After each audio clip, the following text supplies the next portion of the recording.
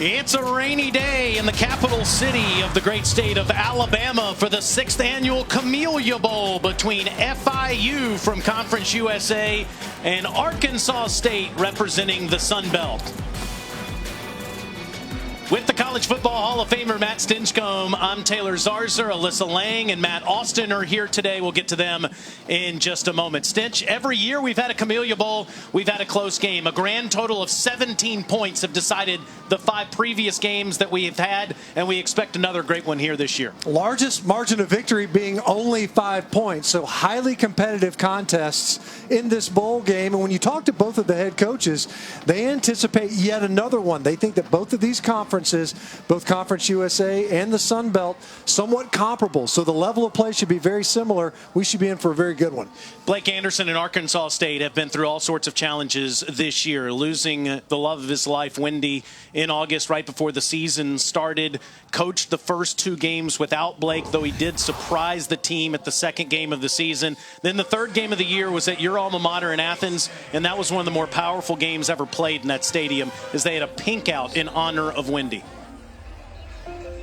Well, you could see the emotion, I think, that was permeating the program for Arkansas State. You mentioned Blake Anderson returning to his football team, and then in our conversations, not only with the players and with Coach Anderson himself, but also his fellow coaches on his staff, the fact that they've been there to try to support him through what is a tremendous amount of adversity. You see a lot of it on the field, but certainly a great deal of it off the field this year. What an achievement to get back to a bowl game and have another winning season. Meanwhile, Butch Davis is the man he'll face today, the legendary head coach, now at FIU, guided Miami and North Carolina to terrific success, as well as the Cleveland Browns. He beat his old team, the Miami Hurricanes, on the old side of the Orange Bowl a few weeks ago. It was borderline poetic, but certainly not for the Hurricanes, but for the Panthers.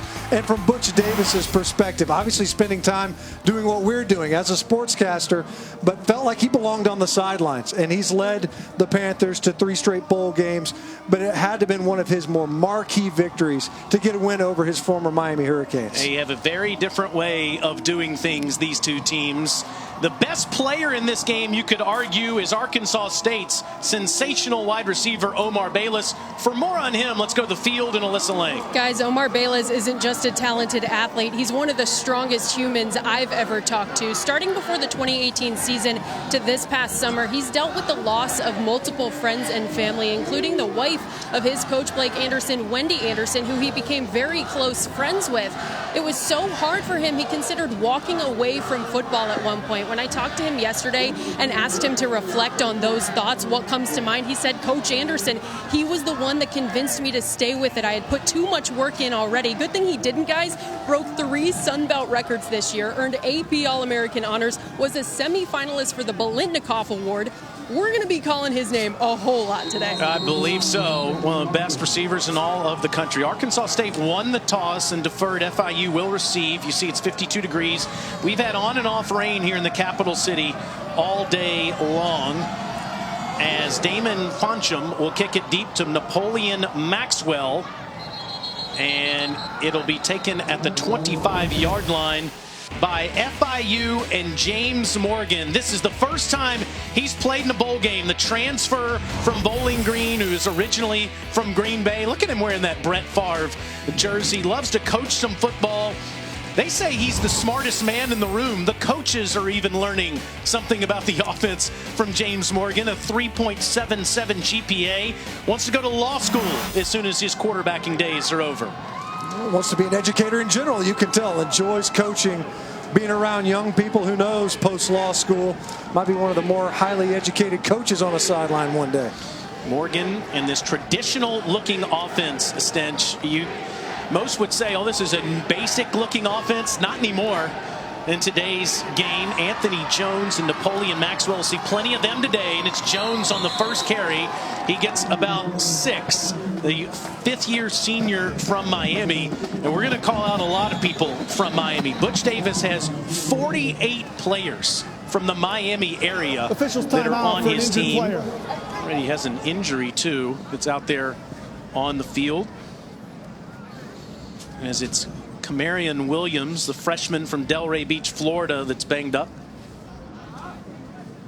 You see, first play of the game, and obviously it lined up in a formation that we won't see a lot of out of Arkansas State. You mentioned the offensive philosophy that Butch Davis has employed, far more conservative, certainly from a formation and a personnel standpoint.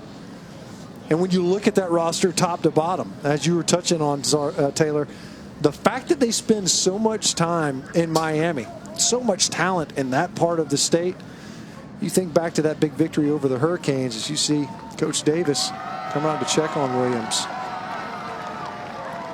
See his play distribution. Arkansas State will throw it at will. Butch Davis has always been committed to being balanced, whether it's at Miami, at North Carolina, or with the Cleveland Browns. Same case at FIU. The philosophy is this: protect the football, play field position, and be solid on the defensive side of the football. That's a strength versus strength when Arkansas State has the ball. With FIU on offense, the challenge will be for the Red Wolves to tackle well. Morgan fakes the handoff, and it's a first down throw to Austin Maloney. And Maloney is past the 40-yard line. That's a first down for the Golden Panthers. School record third straight bowl appearance for FIU. Their 5th overall.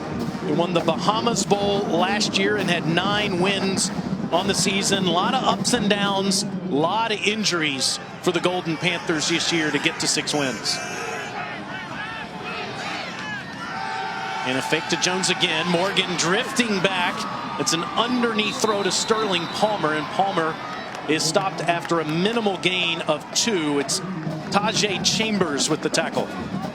Yet another tight end on this roster, a big target in Chambers, a guy that can be out there, a guy that is going to have to be challenged with some of the size that the Panthers have at the tight end position. Chambers does a good job of tackling with negligible gain after the catch. Officially a 3-yard pickup for Palmer, as Coach Davis added some tight ends this season to the roster. Morgan, middle of the field, is covered up. Pass broken up at the line of scrimmage by Darian Jackson. It'll be 3rd down. Well timed by Darian Jackson in coverage. An all Sun Belt Conference performer at the end of the season. A stalwart at his safety position. 107 tackles entering this game, with a key pass broken up right there to force this 3rd and long. 3rd down for FIU, 37% on the season. Watch the right tackle position. The Panthers having to start a backup. And pressure coming from that area, but Morgan able to get it off over the middle, but short of the first down to Austin Maloney. It'll be 4th and a few. Arkansas State does not blitz a lot, but that time they brought a little bit of edge pressure from the slot. It was just enough, got the ball out of Morgan's hands. Big spot stop this time for the Red Wolves after allowing a big completion to Austin Maloney and force this punt. Tommy Heatherly will punt it deep to B.J. Edmonds, who was sensational in this game with a couple of interceptions 2 years ago. And this is a cannon for Heatherly, but into the end zone. It's a 53-yard punt. Arkansas State will get it at the 20-yard line, and it's Lane Hatcher from Little Rock, Arkansas, 3-time state wrestling champion, ranked number 5 in the nation. Coming out of high school, family full of athletes. Originally started his career at Alabama, was on the roster last year behind Jalen Hurts, Tua Tagovailoa, Mac Jones, and others. Now just down the road in Montgomery as a redshirt freshman, took over following the 3rd game as Logan Bonner got injured, and Hatcher's had a terrific year with 23 touchdowns. On the first play, a little miscommunication with Bayless. It's 2nd down. You talk about a competitive nature at quarterback with Hatcher, and a guy that had to grow into this role as the season unfolded. Blake Anderson talked about how he has developed from a decision-making standpoint. They take a lot of shots downfield. He has to be smart with the football. I wonder if Marcel Murray's got to get involved. Here he is, the tailback, and he gets up near the 24-yard line, pick up a 4. Back to Hatcher for a second. We mentioned Alabama. Last year in T-Town, there he is, warming up with Tua Tagovailoa. And at the end of the season, he said, all right, Mac Jones, I don't know what Jalen's doing. Tua will be back. I want to go get a chance. And he's got it on the field on a 3rd and 6. Hatcher on the move will throw to Murray, and Murray's effort will put him near a first down right at the sticks, and that's enough to move the chains. A smart decision. Flushed out of the pocket. It was collapsing around Hatcher, showing some of that athleticism, and was wise to deal that football to Murray out on the edge. Hatcher now, as you said, takes the shot, but his first 2 throws have been overthrows. That one to Reed Tyler. This is something that Arkansas State will do very often. Play action. They get the sticks moving just a little bit, jump into that play action offense.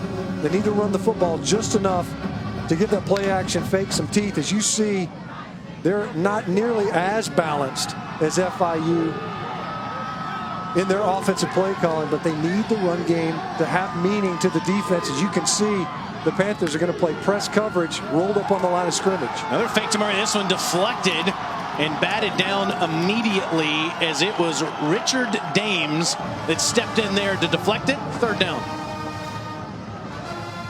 As you see the play distribution, they're going to run the football 56% of the time. It's the shots in the passing game where they're able to pick up yardage.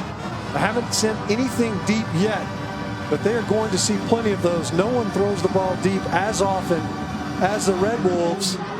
Here now just trying to convert a 3rd down to maintain possession. Both teams struggling on this down all season, but this time the Red Wolves converted across the middle of the field to the 45. It's Bayless. As Alyssa told you, one of the very best in all of college football. Just second to LSU's Jamar Chase in touchdowns and receiving yards. Just so sure-handed. Got a huge catch radius, but more than anything, the trust of his quarterback. That was a 15-yard pickup for Bayless, and wide open was Kirk Merritt. But again, Hatcher too far in front of him, incomplete. You've seen 2 bad balls from Hatcher early. The first one, we'll say miscommunication between he and Bayless on the opening play of the game. But otherwise, you're missing open receivers, and this is something that they have not seen from him. Yeah, they're not scared to continue to call this. Keith Heckendorf, the offensive coordinator, will continue to dial those up, but he needs to hit these shots versus this secondary. 2nd and 10, a pump fake for Hatcher, now rolls out and just throws it to the FIU bench. Great pressure there by Kevin Oliver. It's 3rd and 10. That time, it looked as if Hatcher was trying to get the ball to Jonathan Adams. Well covered in the secondary. This is something that the Arkansas State offense has been wanting to see. Man coverage. They want to see, can they compete? This is one of the more prolific passing offenses in all of college football. 14th in yards gained per game with 305. They will be challenged throughout this game in singled up coverage. Can they win their one-on-one matchups at wide receiver? Red Wolves 2 of 2 on 3rd down on this drive. FIU bringing pressure. Hatcher escapes it. 1st down run inside the 35, sliding down near the 32. It's a pickup of 23 for the redshirt freshman. And this is what you can get sometimes facing a secondary that will man up. You'll have secondary defenders with their backs to the line of scrimmage. They're not looking for a scrambling quarterback. Hatcher capable enough. We've already documented his athleticism. You see a huge gain on a 3rd and 10. That's the 88th play this season of more than 20 yards for Arkansas State. It's Andrew Tarver that's banged up there on the field for FIU. As we take a look at the Dollar General keys to the game, FIU must contain those big plays. And Arkansas State can't just throw the football, as you said all day, Stinch. Must control the line of scrimmage through running the football today. They talked about it. Both of these elements from these coaching staff saying, look, we can't allow to give anything easy to Arkansas State. They score quickly, and they score in big chunk plays. And when you look at FIU and what they bring to the table, it's size along the lines of scrimmage. Arkansas State very concerned with their ability not only to open up running lanes, but to also maintain a clean pocket for Lane Hatcher. This time on that conversion, not a pass downfield, but a big play and explosive for the Arkansas State offense to get into Panther territory. Jamal Jones in the backfield, standing next to Hatcher on this 1st and 10 from the FIU 33. Hatcher with plenty of time, takes a shot to the end zone and almost caught by Bayless. Got an arm on it, but incomplete. If FIU is going to play a single high safety, that one safety deep in the middle of the field, they're going to take shots to Omar Bayless outside. He has got such a huge catch radius. As we've mentioned, the coaches talked about it. In fact, FIU's coaches were talking about it. So many one-handed glove catches. You just got to get it near him. He can come down with it. Almost pulled that one off as the toss goes to Jones. And Jamal runs near the 30-yard line. It'll be another 3rd down for the Red Wolves, who are 3 of 3 on this first drive. Arkansas State lost this game, the Camellia Bowl, 2 years ago to Middle Tennessee. Hatcher throws another dart to Bayless. That's right at the sticks. 4 for 4 for the Red Wolves on 3rd downs on this drive. We're working against Stanley Thomas Oliver. Had a big game in FIU's victory over Miami, a tone-setting interception early. That's a key matchup that FIU's going to have to win versus Bayless. Coach Anderson loves to go quick, wants to go to the end zone. He overthrows Bayless. Good coverage there. That time again by Stanley Thomas Oliver III. 2nd down. Yeah, you better hope. If you're Thomas Oliver, I hope he's stretched out, pushed the fluids. He's going to be challenged all game long, especially if FIU is going to play with no safety help over the top. Arkansas State is going to continually challenge them downfield. Another injury to an FIU player. That is Olin Cushion. He's banged up. Olin switched his number from 10 to 1 to honor Maurice Alexander, another injured FIU Golden Panther. We'll check on Cushion when we return to the Camellia Bowl. This is Capital One Bowl Mania.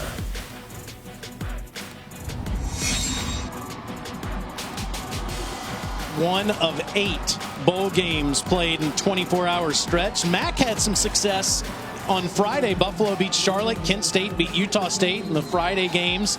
Earlier today, the Chips couldn't keep the streak going as Central Michigan lost to San Diego State 48-11.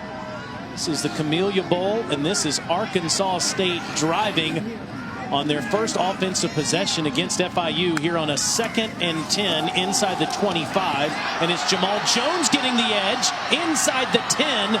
It'll be 1st and goal, Red Wolves. This is one of the things that Arkansas State said they had to get going. We've seen the shots downfield. They haven't been able to connect. The run game. Can you make FIU play you honest here in the red zone? A condensed field. A nice bounce run to get to the perimeter by Jones. Jones again. Not much doing there as he's greeted by that FIU defensive front. Andrew Tarver with the tackle, but there is a flag down. The Mountain West Conference officiating this game. Today's referee is Steve Barron.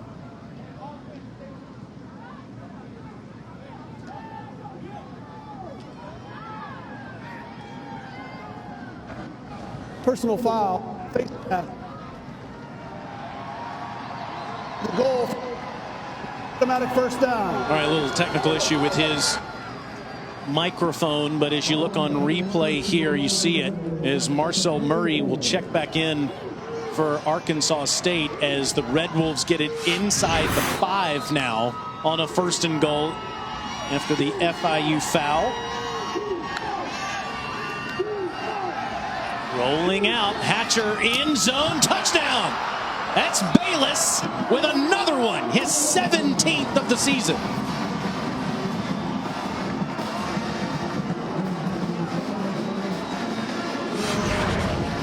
Well, they're able to connect with his favorite receiver.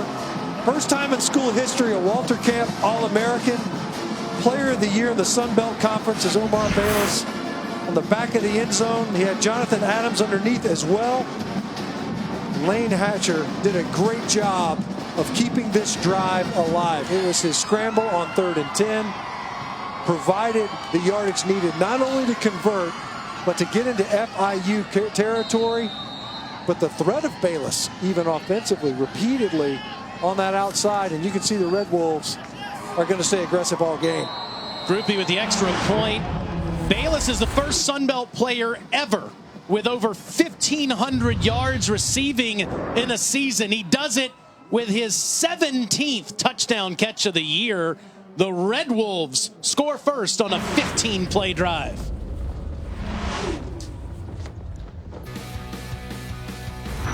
The Camellia Bowl, brought to you by the Montgomery County Commission, Alabama's capital county. Lexus, experience amazing. And Capital One, what's in your wallet? We're looking through all these Sun Belt Player of the Years that hail from Arkansas State. What's interesting about Bayless, he's the first wide receiver to capture that award. He's only the second ever player from the Sun Belt to be a wide receiver to be named the Player of the Year. The first, T.Y. Hilton, when FIU was in the Sun Belt when he starred for the Panthers. 15-play drive for the Red Wolves, ending with that Bayless touchdown. Naaman Foncham kicking this one deep, and a fair catch called, and FIU will get it up to 25, Alyssa.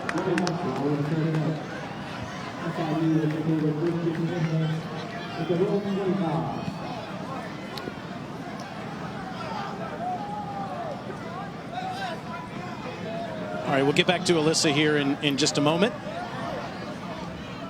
It's James Morgan and FIU take the field for the second time after Bayless gets his 17th touchdown catch of the year. That's second in the country behind Jamar Chase of LSU, who has 18. Terrific year for the fifth-year senior. Now Morgan and the Panthers back on offense at their own 25. And an inside handoff to Anthony Jones. And Jones will take the pile up to the 28.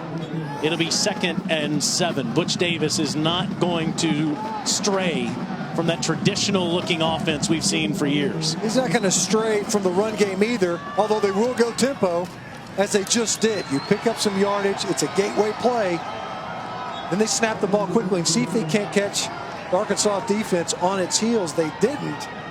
That time internally, great job inside by Takua Ahoai. Did a great job inside out, making that play, denying the yardage, and forcing this 3rd and 5+. You would think FIU's got to stay on the field here after only 3 and out quickly to start things, and then just running 2 plays here. Here's a 3rd and 5 for Morgan, surveying the field and overthrowing his intended target, Tony Gator. And there's your 3 and out for the Panthers. They did get a first down on the first drive, but it was a quick offensive possession, and the Panthers will have to punt it again. We've seen this Panther offense. It's more of a horizontal underneath passing game, not as proficient stretching the football downfield. You get them in those 3rd and obvious passing downs, and that's not a comfort zone, especially considering that Arkansas State has done a decent job of getting pressure early, and now another procedure penalty pre-snap on the Panthers will probably back them up another 5 yards. False start, offense, number 53, 5-yard penalty, 4th down. It's now 4th and 10 as Heatherly will punt it to Edmonds.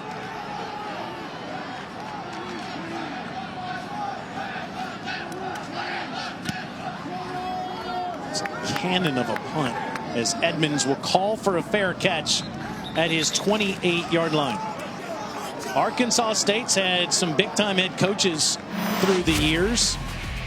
Hugh Freeze, of course, went on to Ole Miss, now takes Liberty to a bowl game. They're playing today in Orlando. Won 10 wins in 2011.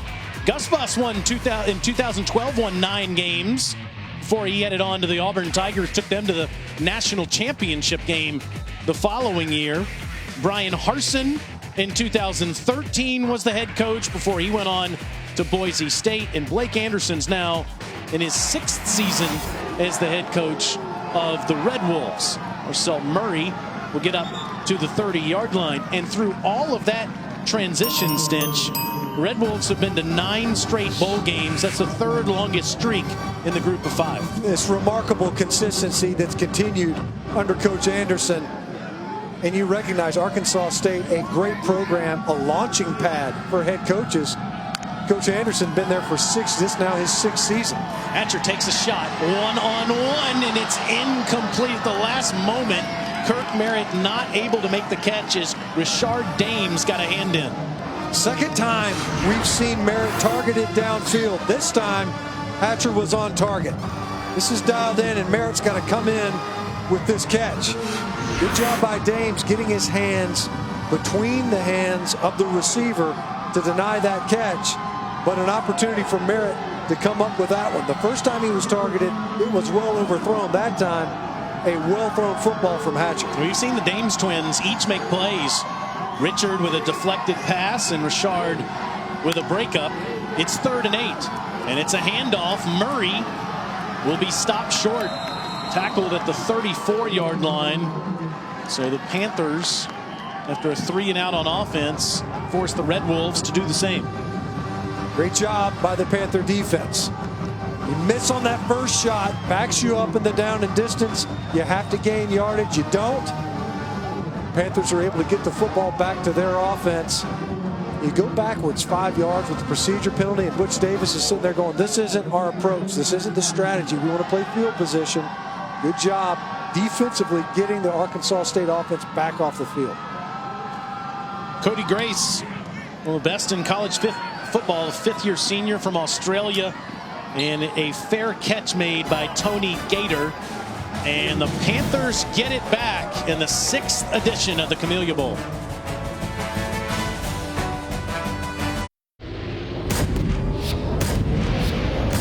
ESPN, home of the college football playoff. This time next week, LSU playing Oklahoma, followed by Ohio State and Clemson. Can't wait for those semifinal matchups. Here in the Camellia Bowl, Red Wolves of Arkansas State score first, 7-0 lead. Napoleon Maxwell gets free into the Red Wolves secondary. He's past the 35-yard line for 17. Nice hole right in the middle of the line of scrimmage by the Panther offensive front. Everyone's covered up. 2nd level, no one's at home. Darion Jackson had to come up and make the tackle. This time Maxwell tries to bounce it out, and he'll lose a couple of yards. To the field, and Alyssa. Guys, a little bit more energy for the FIU offense coming out for this drive. Coming out after their last couple of drives, they've looked a little bit defeated, not able to get too much done. But quarterback James Morgan got in each of his guys' faces, making sure their energy was up, making sure they're ready to go out here and complete this drive to their standards. Well, it's a guy senior, obviously getting a chance to play in his only bowl game. Wants to get this offense jump-started a little bit. The best way to do that is to rip off a nice run. They want to maintain their balance, stay ahead in the down and distance if they can. For a 4-yard loss, they go to the big tight end across the middle, Sterling Palmer. And Palmer will pick up 11 yards, and this will make it 3rd and manageable for the Panthers. 6'6", 235 pounds. We were down on the field pregame, and he is a monster. We were talking about the tight end position. They're already down one with what looks like an injury to Cameron Williams, but able to get the ball twice now to Sterling Palmer, and this time an opportunity to convert on a 3rd down. Palmer's dad, also named Sterling, played 5 years as an NFL defensive lineman for the Redskins. So you see where he gets that size from. Maxwell has to get to the 45, and he's nowhere close. Met immediately by William Bradley King and Darion Jackson. It's 4th down. William Bradley King has earned his all-conference status in the Sun Belt. Darion Jackson as well. Both of them able to come up and make this stop. Watch number 7 as he not only sets the edge, but sheds a blocker, gets upfield quickly. You see Jackson, who's always nosy. He plays downhill from his safety spot and is great in run support. You know how much 3rd down matters, Stinch. Panthers 0 of 3 on that down. Arkansas State is 4 of 5. Have to get the football back as Heatherly will punt it again to Edmonds.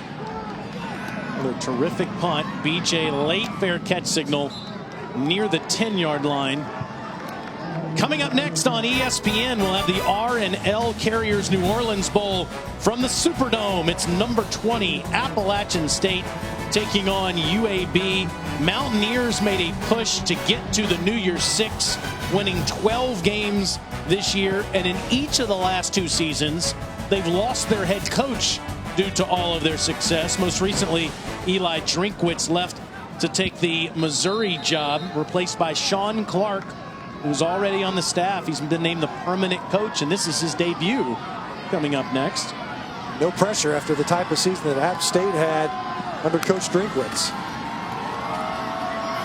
Hatcher from the 10 hands it to Murray, and Marcel gets the edge, and he's past the 20-yard line. That's a first down run for the sophomore from Georgia at over 700 yards rushing this season, but he missed most of September with ankle injuries, multiple ankle injuries, and it's why the ground game has struggled for Coach Anderson this year. More than one injury to more than one ankle. He's out there hobbled on both.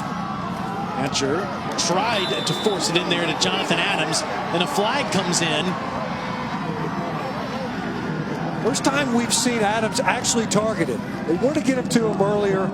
That time working with Isaiah Brown, he was very physical at the bottom of his route. You could see couldn't get separation. The flag came out. This is going to give us a chance to say hello to Matt Austin. Defense number 4, spot foul, automatic first down. What a thrill to get Matt Austin, our rules analyst, in the booth with us here in the capital city. Textbook pass interference there, Matt? Oh, absolutely, yeah. Stitch was right. He had a hold of him, held him, prevented him from coming back to the ball, so really good call. Yeah, defensive backs will hold. Offensive linemen don't, almost ever. And on this one, though, being facetious, of course. That one, it was clear, though, at the top of the route, Adams couldn't get separation. For some reason, Matt just rolled his eyes when you said that. Murray had no place to go. And it was a great push from Rashad Colson and that Panthers defensive line. It's second down. You can see Sage Lewis, the inside linebacker for the Panther defense, trying to get his guys fired up. You saw the last Panther possession was undone by a negative yardage play. This time able to get them behind it down a distance and force them to be second and 10 plus. Into the secondary, a perfect ball to Jonathan Adams past the 45-yard line. Hatcher, who's been a little hit or miss so far, that was his best ball to pick up of 20. So after one play off, you go right back to Adams. And we'll talk about Omar Bayless, but between he and Kirk Merritt, they've got 3 excellent receivers. Red Wolves humming on offense, tried to squeeze this one in to Merritt, and Rashard Dames was there to bat it away. Second down. Let's go back down to the field, Melissa. Guys, one of the most interesting things I think we heard from Arkansas State was Coach Heck, the offensive coordinator, talking about aggressive play calling. He actually read Bruce Arians' book on offensive play calling and saying you can't create explosive plays if you don't throw it. It might not work every time, but his guys trust each other to get it done. Boy, man, I'm surprised he didn't write that book because he sure does believe in every word of it. We've seen repeatedly the Red Wolves not scared to push this football downfield, unable to connect on that last one. Murray straight at that Panthers front, who is down a couple of men in this game. Tier Tart did not make the trip. Defensive lineman for the Panthers, and Kane Taylor, who's down there, number 70, a freshman player who played 3 games in September, is playing his 4th game of the season, meaning he won't lose a year of eligibility, a rule that was introduced in 2018 and seems to be a huge benefit for head coaches across the country. He made a play on his interior defensive tackle spot. Rashard Dames again in run support on the previous play. 3rd and 8 with FIU blitzing. Murray on the bubble, and Murray's past the chains. It's another Red Wolves first down, this time for 11. The Arkansas State is 5 of 6 on 3rd down. That's been the story of this game so far, is the 3rd down efficiency of the Red Wolves offense. That time easy, high percentage throw. You got Murray outside. He was covered by Sage Lewis and was able to get flanked and pick up the first down. And FIU's 40 and a little trickeration. How about this? Bayless tried to throw it back to Hatcher, but he threw it too far in front of him, incomplete. Just too much on it that time. We talked about Bayless and Hatcher being on a different page earlier on in the game. Bayless this time leading him a little bit too far inside. Hatcher had the sideline. He was a wrestler in high school, not a receiver. You see him. And Omar's one of the best receivers in college football, not a quarterback. That's right. Do what you do, man. I like the play call. I had an opportunity, just wasn't exactly well executed. That ball too far inside. 2nd and 10. The quarterback back there again. And great defense by Isaiah Brown on Adams. It's 3rd down. And that's the coverage that FIU can bring to the table. Their physical. Brown called for PI earlier as you see a flag come out late. Isaiah Brown celebrating. That flag dropped near the line of scrimmage. And well after the play was over.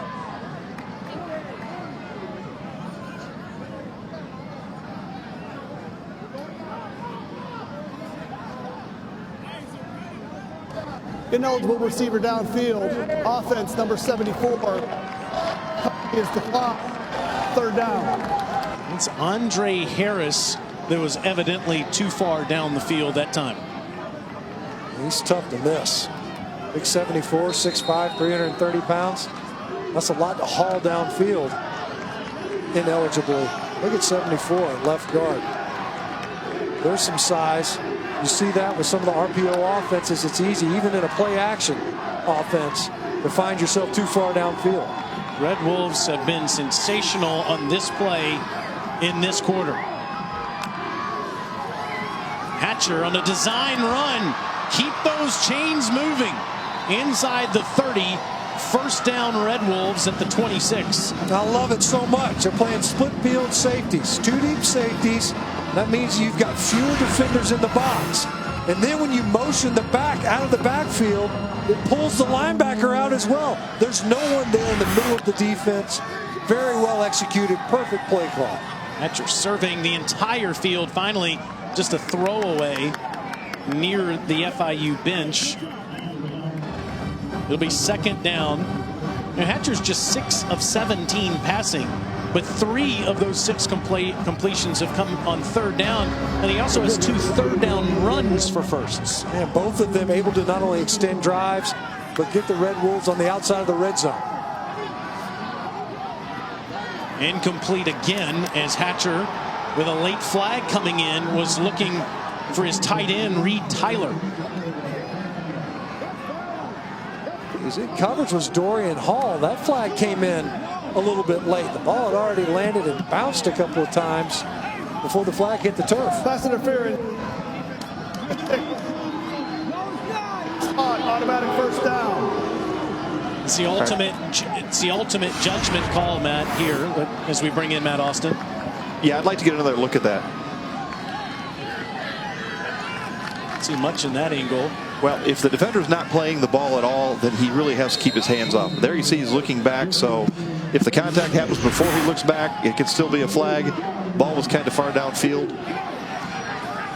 Yeah, I mean, it looked like it was a good 5 yards upfield from where the receiver would have ended his route. Jamal Jones dancing inside the 10. It'll be 2nd down for Arkansas State from the 9. Another PI, 2nd PI though that we've seen called against FIU. We talk about how physical they are, and head coach Blake Anderson very well aware of that. You know, the fact that they're going to stress their corners, their perimeter defenders. They haven't been able to get a ball to Kirk Merritt in the slot just yet, although they've tried to target him numerous times. This time Adams at the top of the screen. Looking that way into the slot. That was a dangerous throw that 2 Panthers had a chance at, including Rashard Dames. It's 3rd and 8. Dames once again, and we've mentioned them numerous times earlier in this drive.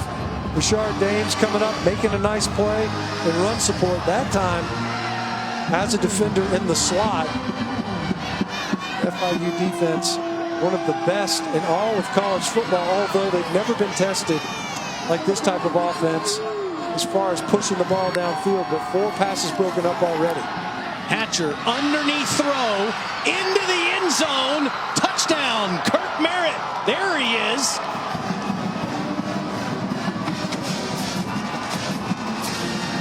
Well, they tried to get the ball to him earlier. A couple of times downfield. Now you get into tight quarters. And your slot receivers can be dangerous. We already mentioned the fact that you've got weapons in Adams and Bayless outside. You run out of good cover guys. That time able to get it in there to Merritt. He's able to finish that catch physically and into the end zone. Third down conversions, 7 of 8 in the game for Arkansas State. And it's another third down conversion, this time for another Red Wolves touchdown. The Panthers just can't get off the field when it matters most. Well, the receiver's showing up, so in a stacked look that time, Omar Bayless, Merritt was trailing him in the formation. It's an easy access throw for Hatcher. You see him slide in there right underneath where Dames was trying to drop. See, working once again against Thomas Oliver. Merritt, he's like, hey man, look, they've been trying to get me the ball. They finally get it to me. I can make a catch, and it's just for 6. Of their 35 pass touchdowns, 29 of them have been to either Bayless or Kirk Merritt. You know that is music to Blake Anderson's ears. Just watching the way that this entire team has reacted to such a tragedy. Wendy was the mother of this entire team, like many head coaches' wives are. She passed away from breast cancer in the middle of August at the age of 49. He and his 2 sons and his daughter are courageous people, and a team filled with them as the fair catch is called on the pooch kick at the 29-yard line. But it's the hardest thing that anybody in the Anderson family has ever had to go through. Wendy could light up a room, passing away 4 days after her birthday at the age of 49. So instrumental in everything that the Andersons have built in Jonesboro with their program. You see the 2 sons and daughter pictured here with Wendy and Blake just a couple of years ago. It's a courageous man, but I don't think there are any words, Stinch, when you're going through something like that. No, it's singularly unique. And you could tell that just in our conversations with the rest of the staff, they had a hard time describing the challenge. Morgan, nice throw on a first down to Austin Maloney. And Maloney is up near the 44-yard line. It is a pickup of 15. But like Coach Anderson said, regardless of the results in a game, it's put everything in perspective about what matters most, and the connection that Blake has built with people all over the country that have reached out to lift him and his family up is something he is so thankful for. Morgan, in trouble in a muddy pocket, will dive ahead and get near the 45-yard line. Obviously his team battling hard for their head coach and for each other, trying to put a punctuation mark on the season here in this bowl matchup. See Coach Anderson, as he returned to the sideline after the second game of the season versus the University of Georgia there in week 3, he got back to his football team. That had to have been cathartic on some level for him as well, as a bit of a retreat. On the last play of the quarter, Morgan throws it shy of the 50-yard line as the play's made by Sterling Palmer. Nice open field tackle by Logan Westcott as FIU trails Coach Anderson's Red Wolves 14-0 in the 6th edition of the Camellia Bowl from the capital city of Alabama.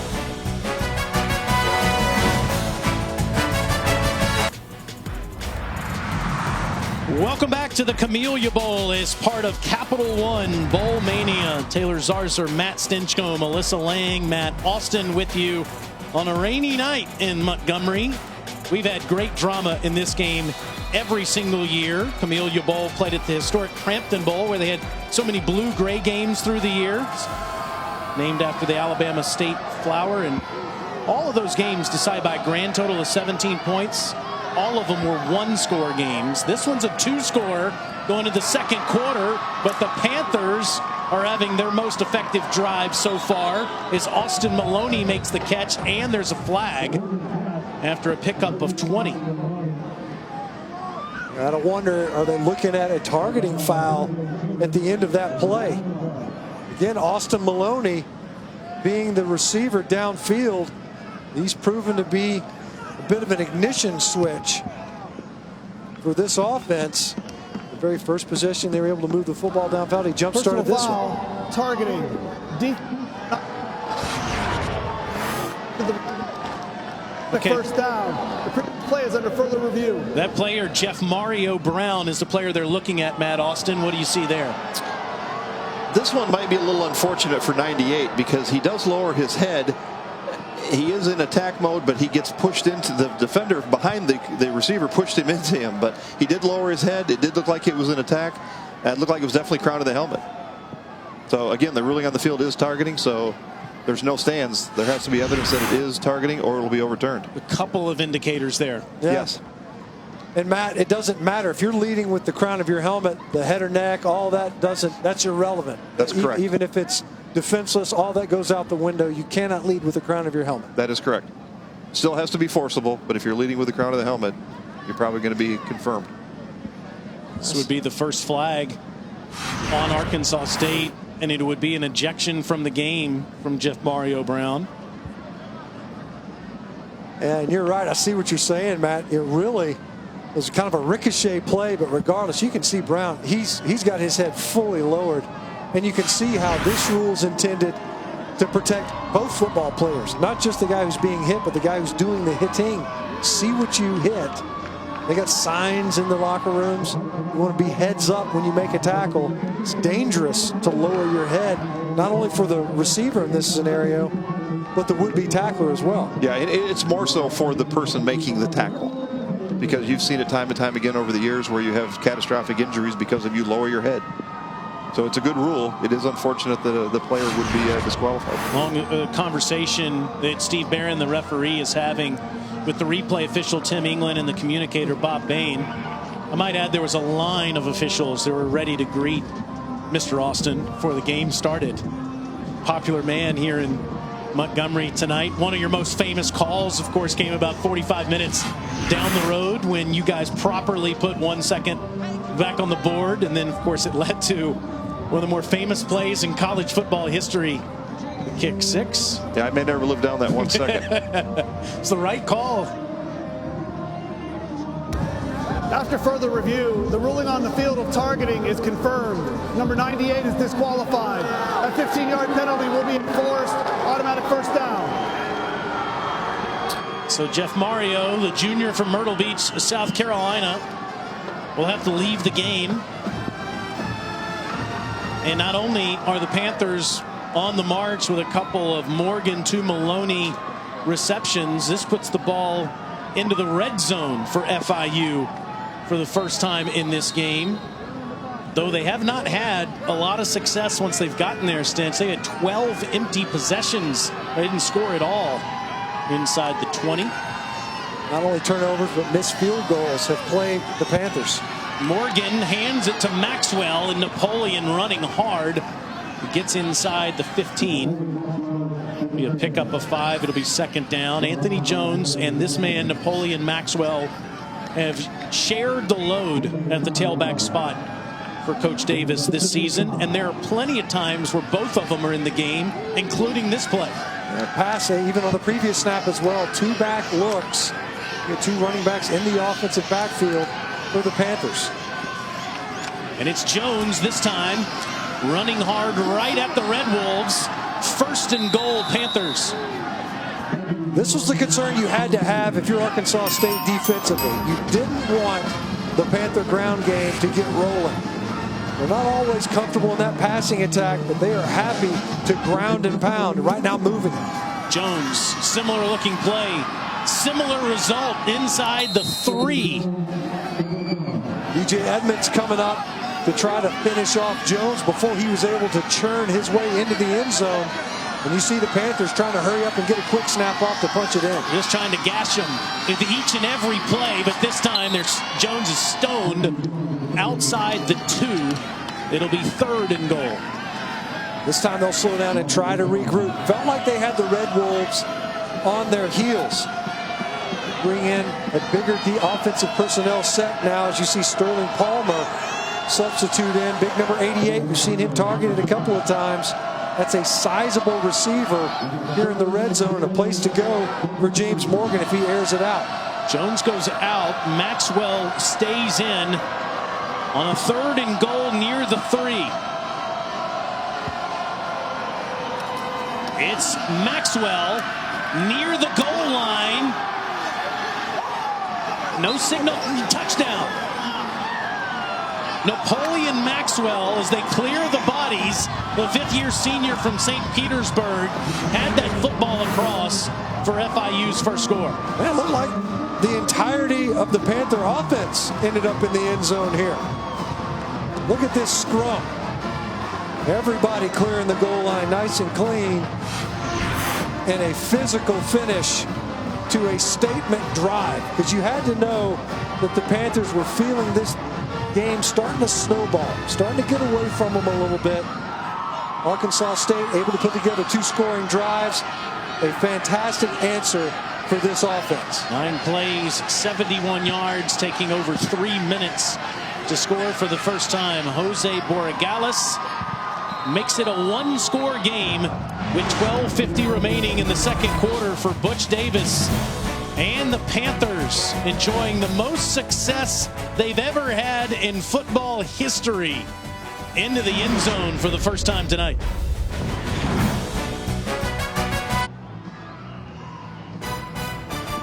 Bowl season rolls on Monday afternoon with the Bad Boy Mowers Gasparilla Bowl. Gabriel's Dylan Gabriel Davis, they lead UCF against a stout Marshall Thundering Herd defense. It's 2:30 Eastern on ESPN and the ESPN app. Love the bowl season. Love how competitive the Camellia Bowl is on an annual basis. Every year it's been a 1-score game. As you see, Buffalo beat Charlotte down in the Bahamas 31-9. Kent State beat Utah State. So the MAC winning both of their bowl games on Friday, but did lose the New Mexico Bowl earlier today by a final of 48-11.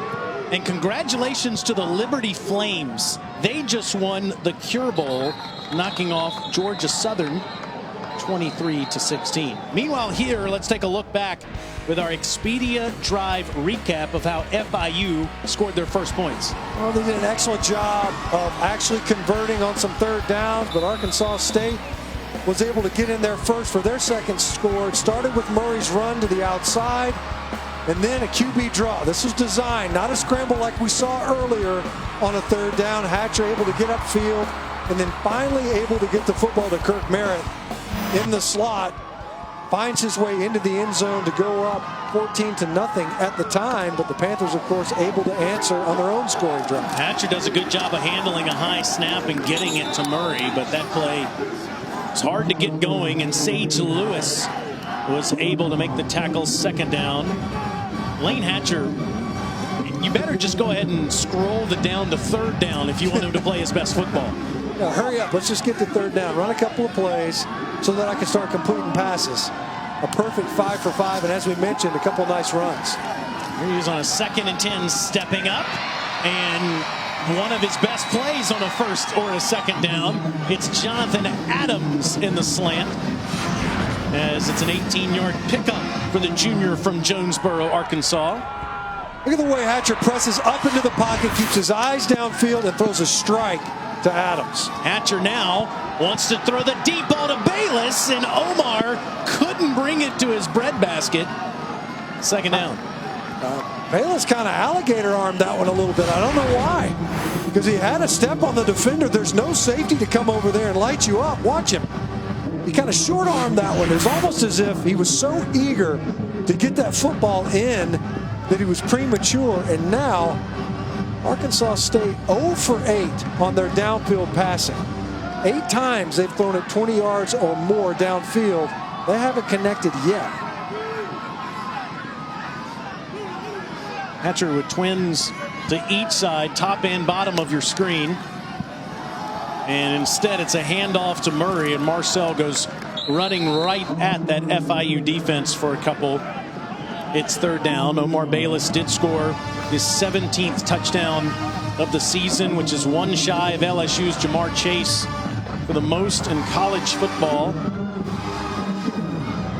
Redshirt freshman quarterback Lane Hatcher taking over for Logan Bonner due to injury early in the season, and Hatcher has thrown 25 touchdown passes this season. Adams to the top of your screen, and Kirk Merritt in the middle of the three at the bottom. Surveying the whole field, and will take off, and Lane was able to dodge a couple of tackles and get brought down at the 45. It's a pickup of 9 and another first down run for the man from Little Rock. It's been so big in this game. Hatcher's feet. We talked about some of the missed connections downfield, but his ability to extend drives as a scrambler there. Ready, the 15th first down for A-State here in this first half. Underneath the safety valve to Merritt, and Kirk is inside the 40, and he is down, marked inside the 35. That's first down number 16. And we've seen multiple times now where Hatcher's had to manage the pocket or escape the pocket, either as a scrambler or as a runner to extend the play and dump it off out onto the perimeter, that time to Merritt successfully. Murray is met after a few, but even just to keep the defense honest, sure, if you can get Marcel Murray going on each of these first downs, it keeps the drive alive. There's been no inside rushing yardage to be had so far in this game for Arkansas State. However, they have been able to bounce a couple of runs, and as you mentioned, Taylor, just hand the football off enough to keep that defense honest in the run game. Now Hatcher has the ball deflected at the line of scrimmage. It'll be 3rd and 7. Second time in this game where we've seen the ball batted down at the line of scrimmage. Difficult sometimes to find those throwing lanes. FIU not great in rushing the passer, but that's the 5th time where we've seen a pass broken up. 2 times has been by a defensive lineman. And it was Kane Taylor, the guy that hasn't played any football for FIU in a couple of months, forced into action. They've got that deflection. 3rd and 7 now for Hatcher. Hatcher runs, but this time will be stopped short of the first down as he's tackled at the 28 by Dames. So now decision for Coach Anderson, and he immediately brings on Blake Groupie, his kicker, to try to extend this lead. That time Hatcher, I thought for a second that they called a lead QB draw with Murray being the lead blocker. Instead, both inside linebackers stayed at home, and an opportunity for Groupie to try to split the uprights. His long on the season is 46. This is 46.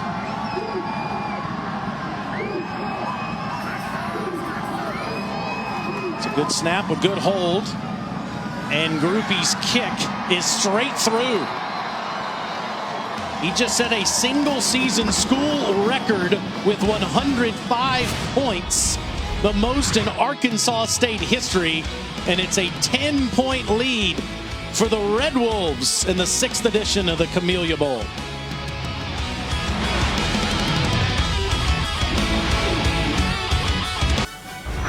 The Camellia Bowl, brought to you by Dollar General. Save time, save money every day. The United Explorer Card.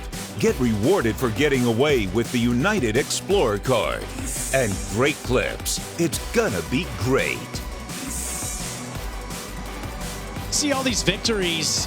BG and Dino Babers, Appalachian State with a win, Middle Tennessee, Georgia Southern winning through the years. All those teams have one thing in common. They won by 1 score. In the case of 2 of those games, it came down to the last play. In the rain, the Red Wolves lead FIU by 10 after Groupie's 46-yard field goal. Damon Foncham will kick it deep to Napoleon Maxwell. No, he won't. He'll do a short pooch kick, which he's terrific at. And it's fielded near the 35-yard line by DeMarcus Townsend, who's still on his feet. And Townsend is going to move that pile all the way to the 45-yard line. So FIU is going to have terrific field position. They're making their 3rd consecutive bowl appearance. That's a school record. They lost the Bad Boy Mowers Gasparilla Bowl in 2017, but won the Bahamas Bowl last year. James Morgan, suffering an injury, did come back after missing a couple games. And then the big moment of the year, beating the Miami Hurricanes with Miami's old coach, where Miami's old stadium used to be. But you just can't write a script any better than that. With an entire roster from Miami. I mean, it was just about as Miami-centric of a win as you could ever have. You can see, though, the drives tonight, 3 punts, the only scoring drive the previous possession, but excellent field position, as you mentioned. We talked to Blake Anderson before the game. Taylor, you asked him, the short kickoffs, the strategy around that blew up on them in this scenario. They've got a strong-legged kicker, but the coverage unit didn't always do a great job. That time, they were in position to make the play and didn't. It was another 10 yards after that reception, and now a nice first down run to set the tone for this offensive possession. Can the Arkansas State defense bow their necks and avoid another scoring drive by the Panthers? It was Jones for 5 on the first play. Morgan wants to take a shot. He's got a wide open receiver inside the 35-yard line. That is Tony Gator with his 50th catch of the season. First down, FIU. When we talk about the receivers for Arkansas State, FIU's got a couple of nice ones in Shamar Thornton and, of course, Tony Gator. That time the ball a little bit behind him. Did a great job of making an adjustment. Arkansas State very late at safety, coming down for that coverage, playing zone. Gator did a nice job of finding a soft spot. Morgan able to deliver the completion. We haven't called Thornton's name yet. That was the first time we called Gators, as they go back to the ground, and Jones gets near the 30 where B.J. Edmonds makes the tackle. What's the difference you see in the Panthers in their last drive and this drive as opposed to those 3 punts they had in the first quarter? Well, you think about the previous drive, Austin Maloney was able to kind of jumpstart the drive, had a nice reception to open it up. This time, they were able to get a nice run. Regardless, it's the positive yardage plays early in the drive to get going. Will establish some level of a rhythm. They're not a tempo offense, but they're able to get up positive yards early in the possession. Jones fighting for space. Might have gotten the 30-yard line, so it's going to be about 3rd and 5 for Butch Davis's offense. You're midway through the second quarter. You know, for Arkansas State, too, when you see Panthers are committed to keeping the ball on the ground, you know, you lose a body in Jeff Mario Brown due to that targeting penalty. You're already shorthanded in general, but specifically on the defensive side of the football. If the Panthers can keep doing this, where they're able to extend this drive and get back down to the ground, it can wear down a defense that's seen a ton of snaps this season.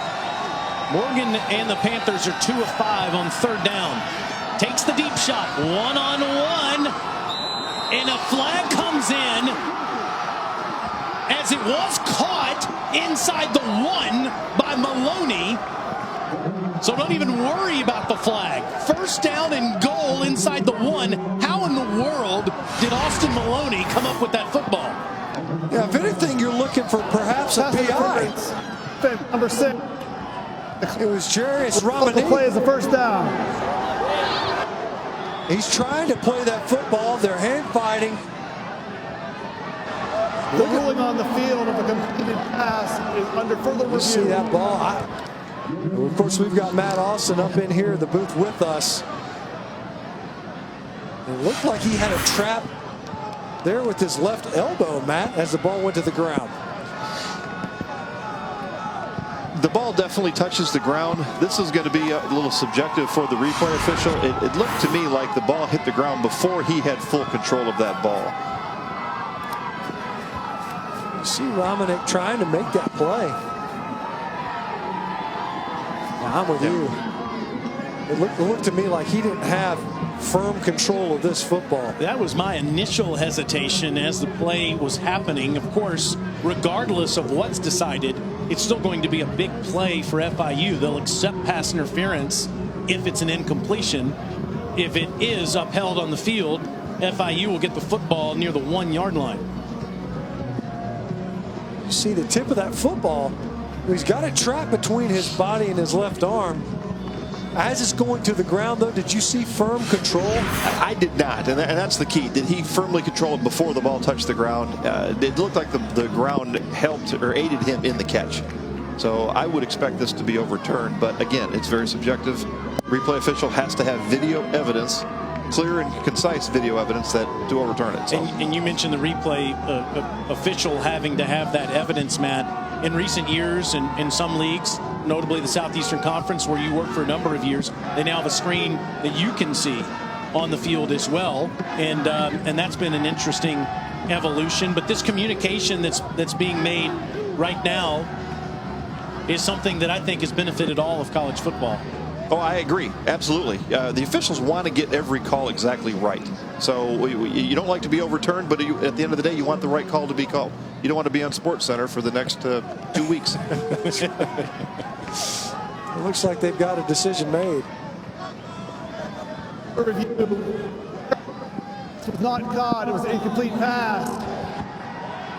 And again, with some of the technical issues that it's first down. Steve Barron's dealing with because of the rain that's falling, he's telling you it is an incomplete pass, but pass interference will now be utilized here, which does give the football to FIU at the Arkansas State 16-yard line and a fresh set of downs. Yeah, so you maintain the possession, you move the football closer, but a 15-yard swing based on the completion, incompletion. Regardless, the DPI was indisputable. You see a lot of hand fighting. It was late before Romanek got his head around. Great play by Maloney. Pistol set to Jones, and Anthony is going to get near the 12-yard line where he's tackled by B.J. Edmonds. It's interesting to watch these FIU tailbacks, Jones and Maxwell, play after play. As Butch Davis and his offensive coordinator, Rich Skrosky, says, once the game gets going, we ride the hot hand. And it's Jones that has it at the moment. 2nd and 6.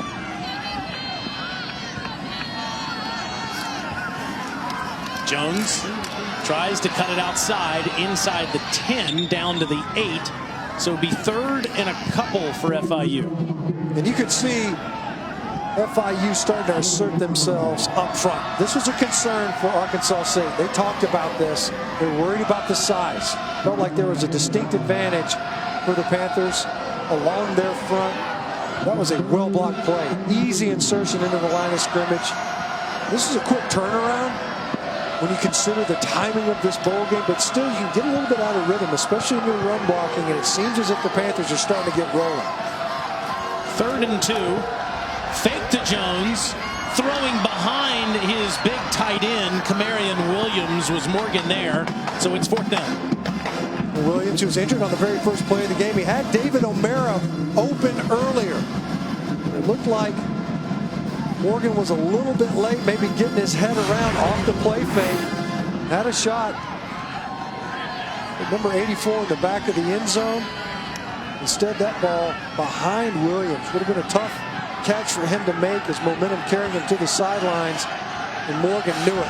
So instead of going for it 4th and 2, it's Jose Borregales with a chip shot from 25 yards out, and Borregales makes it a 1-score game with 5:32. Now make it 5:30 running left in the first half, with the Red Wolves up 17-10.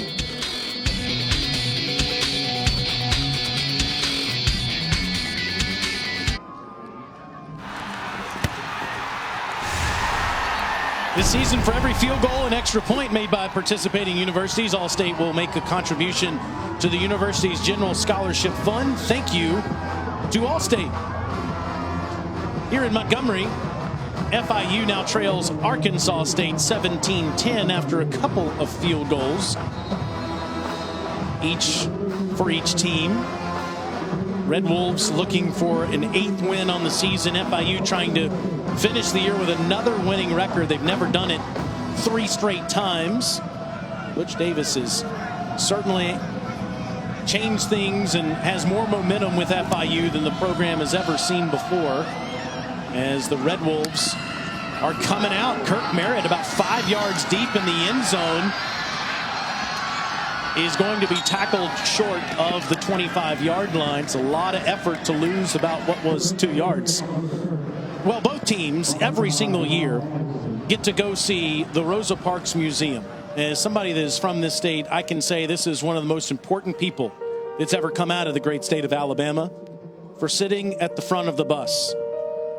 And you see that incredible comment that she made there for each of the teams, for everyone, Stinch, to go learn about the impact she had I think, is worth your time when you're in the capital city. There's no doubt. Ripple effect, and an important one at that started right here in this city.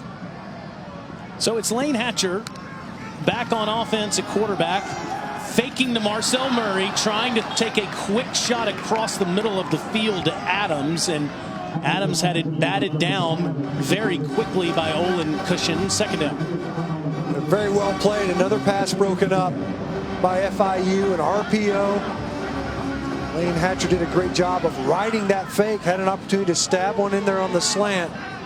Once again, FIU physical in their coverage.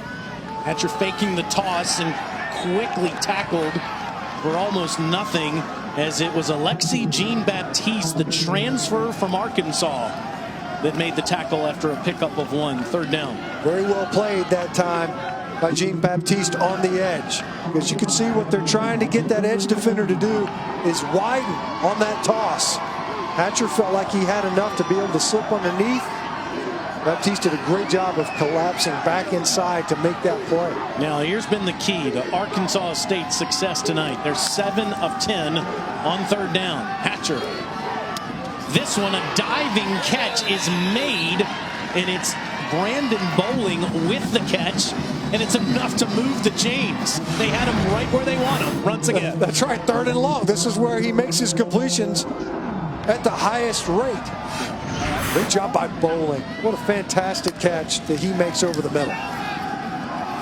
Hatcher has thrown the deep ball a couple of times tonight. This time it pays off. Bayless makes this grab inside the 20-yard line. Well, they've tried repeatedly, and they're going after Stanley Thomas Oliver again. We mentioned it. They're not going to let up. It doesn't matter if they're connecting or not. This is part of who they are. Bayless finally able to corral a deep shot downfield. He and Hatcher able to connect on a big one. That was 51 yards for the fifth-year senior. One of the best receivers in college football, went over 1,500 yards receiving for the season earlier in the game. Now it's Murray, and Marcel will go inside the 15. We've seen him take shots repeatedly, and this is one of the things FIU said we cannot allow. Look at Bayless using his length a little bit, right? Using that off arm to create space. That's why it required him to make what is a one-handed catch, because he's trying to fend off the defender and Thomas Oliver. Let him play on that one. And Bayless using his length. We talked about his catch radius, but also his ability to make catches with one hand. Hatcher surveys the field, and Bayless dropped it. And that's as easy a touchdown catch as Bayless is ever going to make. He's made 17 of them on the season. That should have been number 18. What you see there right at the beginning of that replay, the defender's on the ground. Stanley Thomas Oliver had slipped on the 5-yard line. And Bayless, we talk about the circus catches, and maybe that's what it was, Taylor, as you mentioned. Maybe it was just too easy. He was too open that time. Needed to be third down. He was going to catch it too early. He just wanted to set up the play they're most comfortable in, which is a third down. And this one's thrown too high, though, as it's incomplete to Merritt. It'll set up fourth down. And you see there, no one coming out for Arkansas State. They're thinking they're going to go for it here. Otherwise, because you're looking at both offenses getting in the red zone, missed opportunities. 12 of 21 on fourth down this year. Groupie made a 46-yarder on the previous drive. With a long snap count, trying to draw somebody off. He might have gotten one of his own guys to move.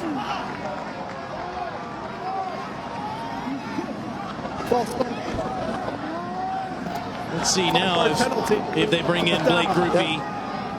And the hard part about that is the worst case scenario, right? Because you see Blake Anderson got to be frustrated. You just concede 5 more yards on a would-be field goal attempt. You get out there, there's probably no play even called offensively. You're just trying to draw them off sides. You line up quickly, see if you can get them to think you're going to go for it. And instead, you cost your field goal kicker 5 yards. He made from 46. This is from 37 yards. The sophomore from Missouri.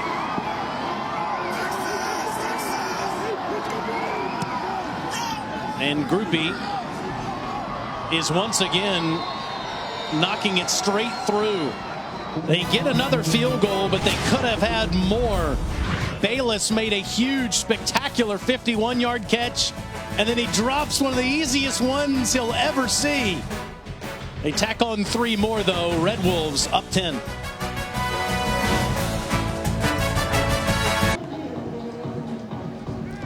After what would have been a touchdown for Arkansas State, but was a drop by Omar Bayless, he came over to the sidelines and took out a little bit of anger on a training table, sat down on the bench looking really disappointed in himself. But it was his quarterback, Lane Hatcher, who came over to him first, followed by the rest of the offense, giving him a pat on the back and saying, hey, man, we know you're going to catch the next one. Yeah, he's such an unselfish guy, Alyssa. Everybody on this team marvels at his hard work and how supportive he has been of his teammates. Extremely close to Wendy Anderson, too. Wishes he could have that one back.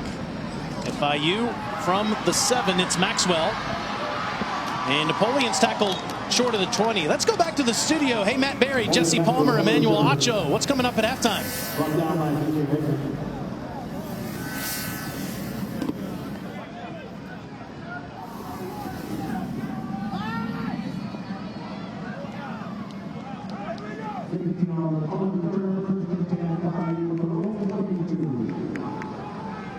We're looking forward to that. You had 6 bowl games in total today, 2 last night. It's that time of the year and just 1 week away from the college football playoff. So FIU down 10 with 2:59 to go in the first half. They've scored on their last 2 possessions. Morgan throwing off that back foot. Overthrows everybody. It's second down. Cinch, you would think it's important for FIU to get some points on this drive, given that Arkansas State will get the football first in the third quarter. Yeah, we talk about the missed opportunities. Obviously, Arkansas State being held to a field goal, big for FIU, but also their previous offensive possession, what could have been a first down on the 1-yard line. You get it on the 16. You miss a chance to hit a touchdown pass and instead kick a field goal on your own. They need to come away with points in this possession before half. It's Maxwell, and Napoleon around the edge will get a couple, but this sets up a third down, having to get past the 32-yard line for the Panthers after Caleb Bonner's tackle. And we've seen Arkansas State hasn't brought a ton of pressure really since the first quarter. First couple of possessions where they brought some pressure from the field. Watch number 7 at the end of the line of scrimmage. Number 7 off the edge, William Bradley King, at 8.5 sacks coming into this game. He gets pressure at an incredibly high rate. Hatcher has time to throw down the field, and it is caught inside the 35-yard line by Shamar Thornton. Well, we mentioned Tony Gator, and we've talked about Austin Maloney. It has been a quiet night so far by Shamar Thornton. And you see, look at the placement of that football. And once again, Jarius Romanek being victimized, the true freshman at corner. Thornton with a 42-yard catch, and it's Maxwell to the ground inside the 30. What a terrific grab by the junior from Miami. His 49th catch of the season. Gator's got 50. Thornton's got 49. Morgan clearly does not have a favorite receiver. He has 2. Happy to spread it around. We were talking about Arkansas State and their receivers. You see there, Thornton, they're late just enough to maintain some spacing. We saw Bayless do it earlier for the Red Wolves at wide receiver. The safety help was just a little late getting over there. Morgan this time to the end zone, and it is caught. No, at the last second, incomplete as it's Gator. Tony Gator, incomplete pass as he couldn't bring that to his body. Third down. And Tony Gator, we talked about a second ago, Shamar Thornton, and it did look as if he had it as he rolled over the football. It comes squirting out there late. And Antonio Fletcher having to rally in coverage. And Thornton, I mean, certainly with a missed opportunity on a downfield throw. So now 3rd and 4 after a loud incompletion. Panthers need to get just past the 25, and we had some movement with the tight end before the snap.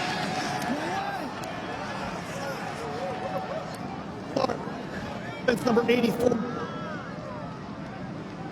It's a false start on FIU as David O'Meara with the false start. That's the 5th penalty on FIU, and it'll, instead of 3rd and 4, set up a 3rd and 9. The play clock was winding down. O'Meara early on his release not only backs you up in the 3rd down, but also makes it more difficult to try to squeeze off a field goal if you don't convert here.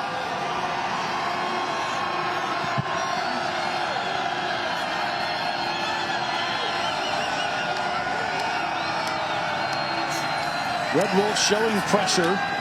Morgan, middle of the field open, first down catch by Thornton, and Shamar is inside the 15. 2 huge 3rd down catches, but then at the end of the play, the ball did come out. A flag comes in. Looks like the side judge is saying that the ball was down, but we have some extracurricular activity here. A couple of pieces of yellow laundry on the field.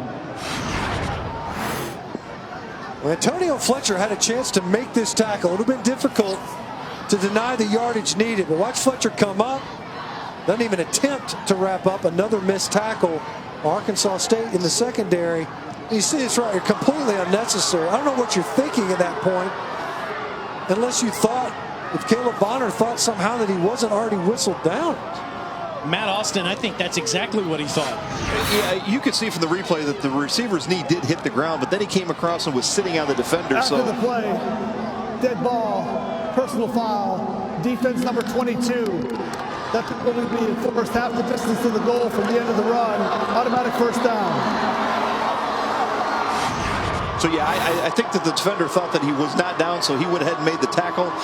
The officials were blowing the whistle, so they called it late hit. I think it's a good thing to do in this case. It started to get a little chippy right after that, so I think the foul is definitely a good call. And Bonner is right there watching it, but... Well, you don't usually signal a 1st down if you're still live, right, as a receiver. That's true. And he's sitting there, he's signaling the 1st down, and Bonner can argue that. I think it's probably a likely argument, but I think he's just taking a shot at a guy who didn't like the 1st down signal, knowing that now they're knocking on your doorstep with under a minute to play.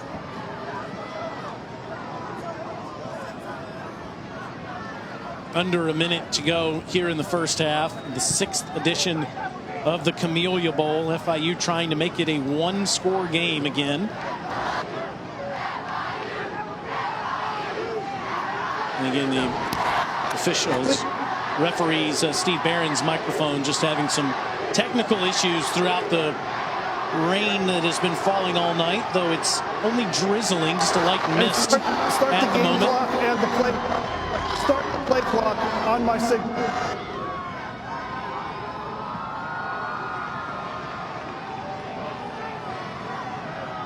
So let's start this play clock as soon as Barron gives the signal, with now 1:05 left in the 1st half.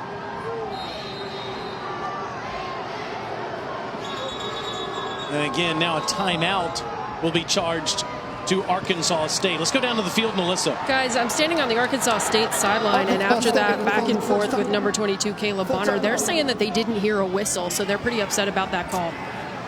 I'm sure they're going to say that.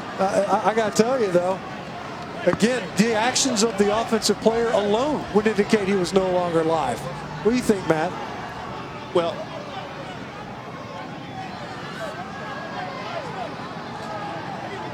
yeah, the players need to realize when a runner is down. The whistle kills the play. Officials don't blow the whistle the split second they see a guy down. We're concerned about fumbles, and that ball could have come loose, so we're very deliberate on blowing the whistle. It is up to the receivers, the players, to know when the play is over. They should see a knee down. If there's any doubt, they should stay off him. Yeah, I got to tell you, and he had a clear look at it coming from that side, and it's obvious that the offensive player he's not even attempting to gain more yards. He's even saying he's down. We'll see offensive players sometimes, right, Matt, where they'll act as if I'm not down, and they'll continue to run. Yes. If a defender wants to take him out, then I can almost see that. But if you hear the whistle, you got to stop playing, and certainly know that the receiver's not going to signal a 1st down if he's still alive ball. In most cases, yes. But keep in mind, the whistle doesn't kill the play. The knee being down kills the play. The whistle just lets everybody know the play's over. 4 penalties on Arkansas State, 2 that have been rather costly. Bonner with the personal foul call, and of course Jeff Mario Brown got called with targeting and got ejected from the game. So with Anthony Jones in the backfield with Morgan, FIU will run this one from the 7-yard line. It's Jones with almost no place to go. It's immediately greeted by that Red Wolf front, and will actually lose yardage on the play as Tajay Chambers made that stop. Thurman coming in too. Chambers did a great job attacking the line of scrimmage right away.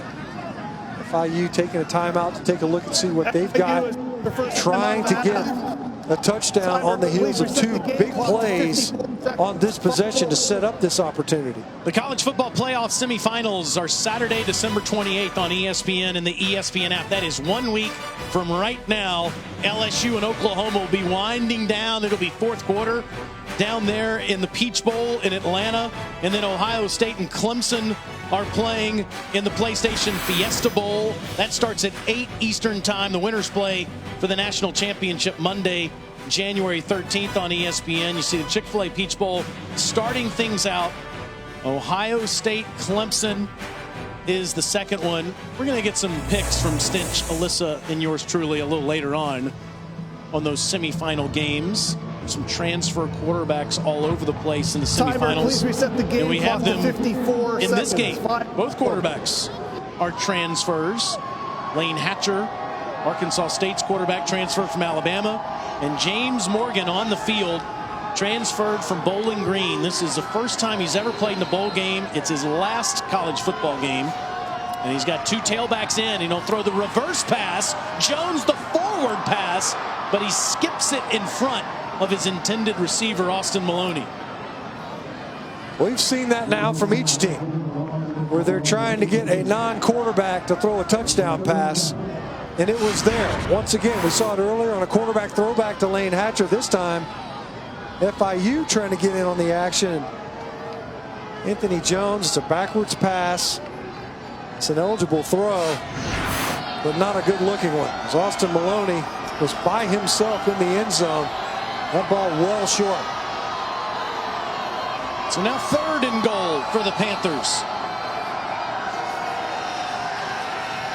Morgan, middle of the field, and it's deflected and batted down by Tajay Chambers, who saved the touchdown as Gator was open.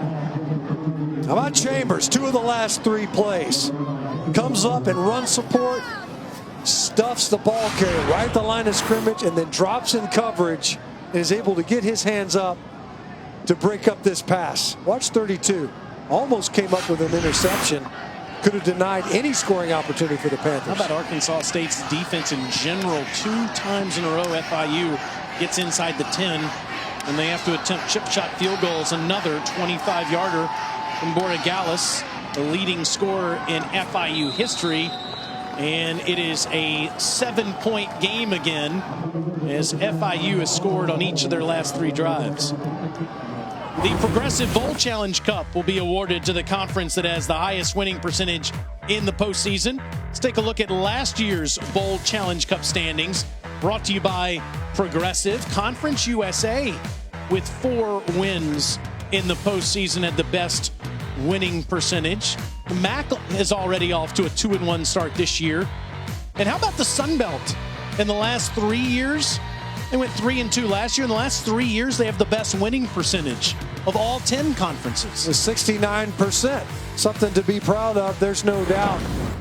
And in this game, the Camellia Bowl, typically a Sun Belt team matched up oftentimes with the MAC team, a couple of times teams from Conference USA. And obviously a close one yet again, likely headed into halftime with just a 1-possession margin. When you get to put those feet up with the family, which bowl game are you most fired up to watch in the postseason? Semifinals excluded. Oh man, you're gonna take those away from me? I am, yeah. You know, I think a really interesting one will be the Texas Bowl with A&M and Oklahoma State, an old Big 12 game. Back in the day, A&M harkening back to their Big 12 years. And Arkansas State will get it at the 25. How about you, Alyssa? Which one are you looking forward to? Guys, I'm looking forward to the Belk Bowl, a little Kentucky-Virginia Tech matchup. I think that has the potential to really be a good one. ACC, SEC, I think is always fun, if only for the fans to talk smack all over social media. That's the one I'm looking forward to. It's Lynn Bowden's last game, too. He's going pro, the Kentucky quarterback who won the Paul Hornung Award. And it's Bud Foster's last game, the defensive coordinator for Virginia Tech. I'm going to go with the VRBO Citrus Bowl. Harbaugh and Saban on New Year's Day over on ABC. How interested will the Alabama team be in that game? A team that's so used to contending for championships. How motivated will they be versus a Michigan team that's got to get a win? Hatcher throwing the bubble to Kirk Merritt, and Merritt unable to get out of bounds as the clock will keep running just past the 25-yard line as Rashard Dames made that tackle. Arkansas State looks like they're fine with just maybe running one more play in the first half. They will get the football first in the second. It's the handoff to Jones, and Jamal will be tackled shy of the 30. 86 combined plays, 470 total yards, about what you'd expect, and a little after the whistle conversation from both schools. I'm surprised the flag didn't come out right here at the end of half. The officials are just saying, hey, let's get in the locker room and let these coaches get their teams under control, because there was definitely after the whistle activity, seeing bodies shooting out from around the pile. Camellia Bowl is always a one-score game, and that's the case as they go to halftime in the 6th edition. See Dames, Richard Dames rather, is all pumped up as they go to the break. Blake Anderson, head coach of the Red Wolves, with Alyssa now. Coach, things getting a little chippy out there between both teams. What are your thoughts on the first half? I always got to calm them down. Everybody wants to win, work hard to get here, and had a couple close calls, and guys get frustrated. We'll calm them down, come out, and hopefully play cooler in the third quarter and second half. Offensively, you guys had some success with the deep ball later in the half. What do you want to see in the second half? We dropped a couple balls, should have gotten in the end zone. It's not something we normally do, so just got to calm down and do what we're capable of doing, and we help the quarterback out a little bit. Thank you, Coach. Thank you. Throughout the first half as the Camellia Bowl is at the break with the Red Wolves up 7. They get the football first in the third quarter. Send you to the studio now, and Matt Berry. Montgomery, Alabama, a world-changing technology leader, and Taco Bell's rolled chicken tacos party packs.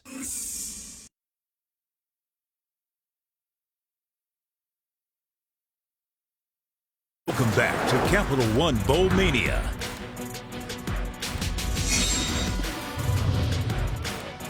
Sixth edition of the Camellia Bowl on a wet night in Montgomery, where Arkansas State leads FIU 20-13. Let's take a look at tonight's holiday highlights, brought to you by Macy's.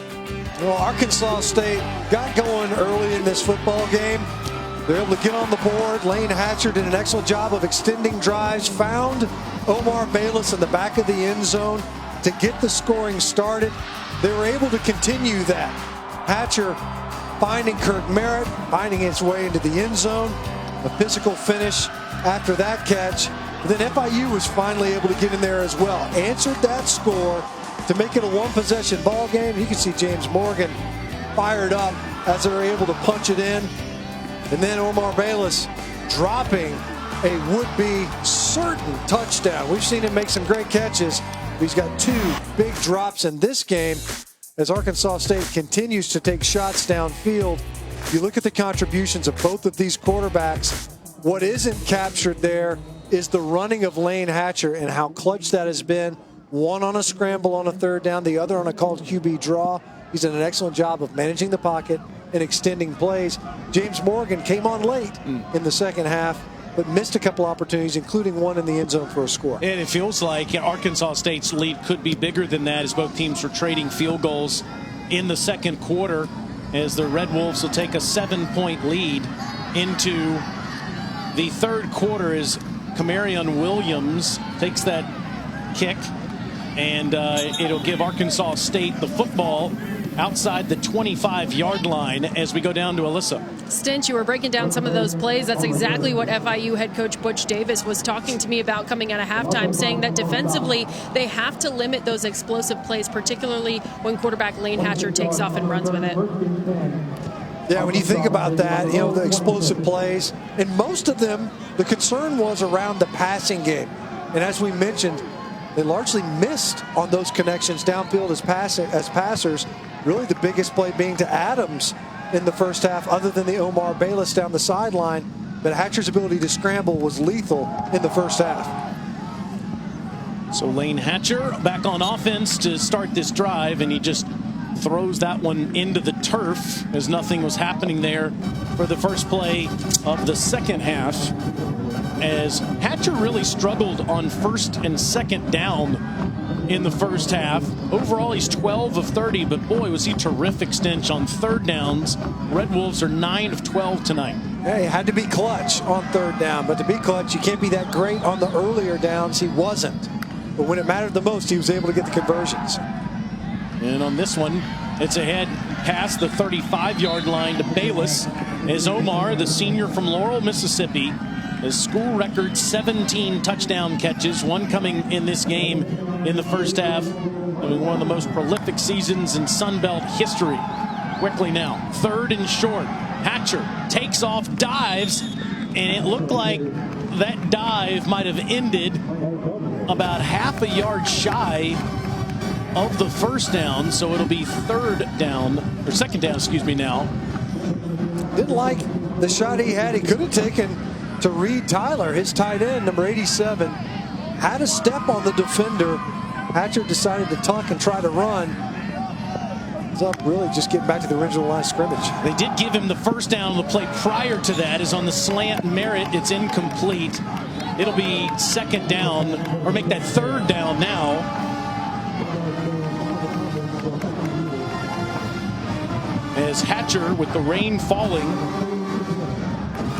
out there in Montgomery here in the capital city in this one-score game tonight. All 5 of the previous Camellia Bowls have been one-score games. Got one safety deep. He's cheated to the Bayless side of the formation. So Murray in the bubble has the first down inside the 50 and gives it into FIU territory down to the 45. It's a 19-yard play.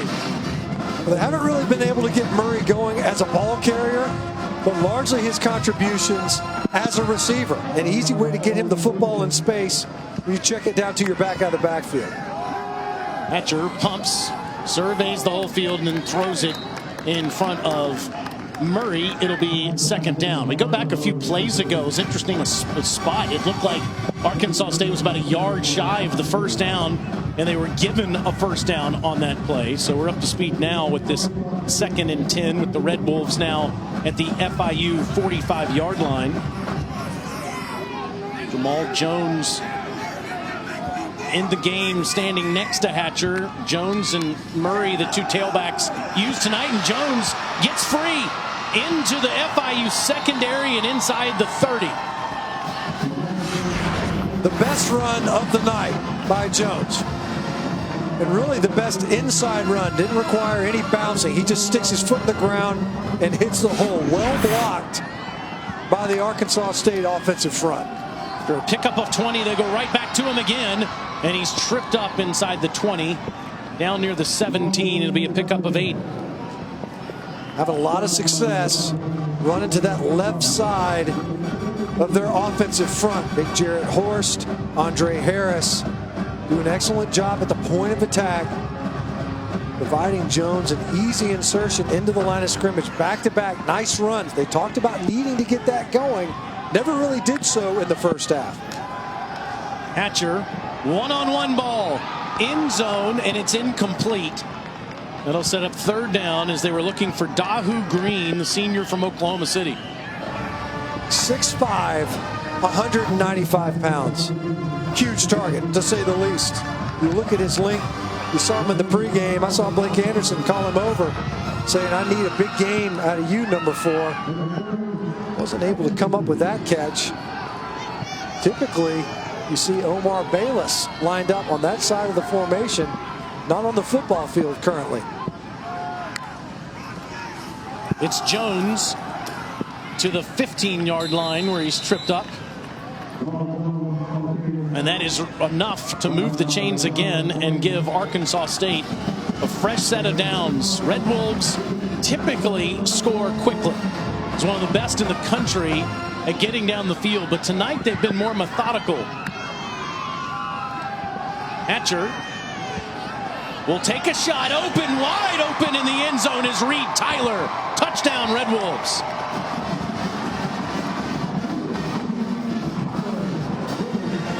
They love the switch route. Inside receiver ends up running a wheel. The outside receiver runs a post. Something that Arkansas State loves to do in the red zone.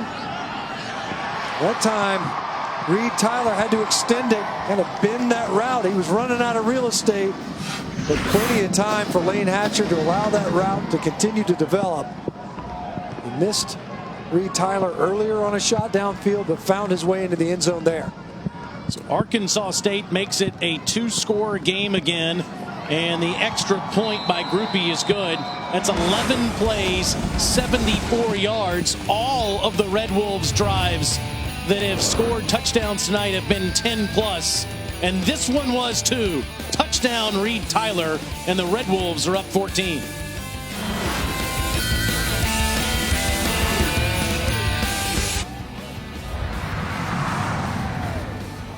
Welcome back to the Camellia Bowl as part of Capital One Bowl Mania here in Montgomery, where Arkansas State up 2 touchdowns on FIU, 27-13, after Reed Tyler caught his first touchdown pass. His grandfather Bob, the former head coach at Mississippi State, his dad Breck, also playing some college football.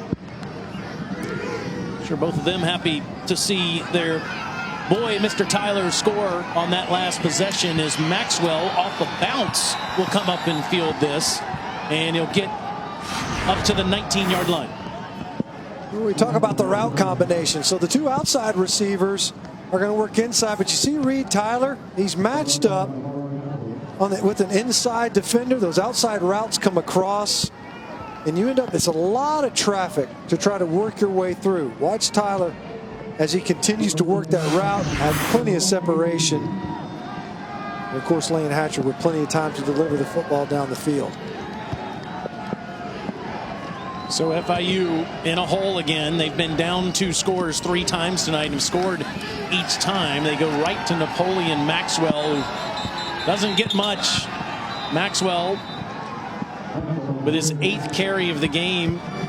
Anthony Jones with 12 carries, but neither has really been able to break free against that Arkansas State defensive front. And keep in mind, the Red Wolves are one of the worst defenses statistically in all of college football. They've held their own tonight.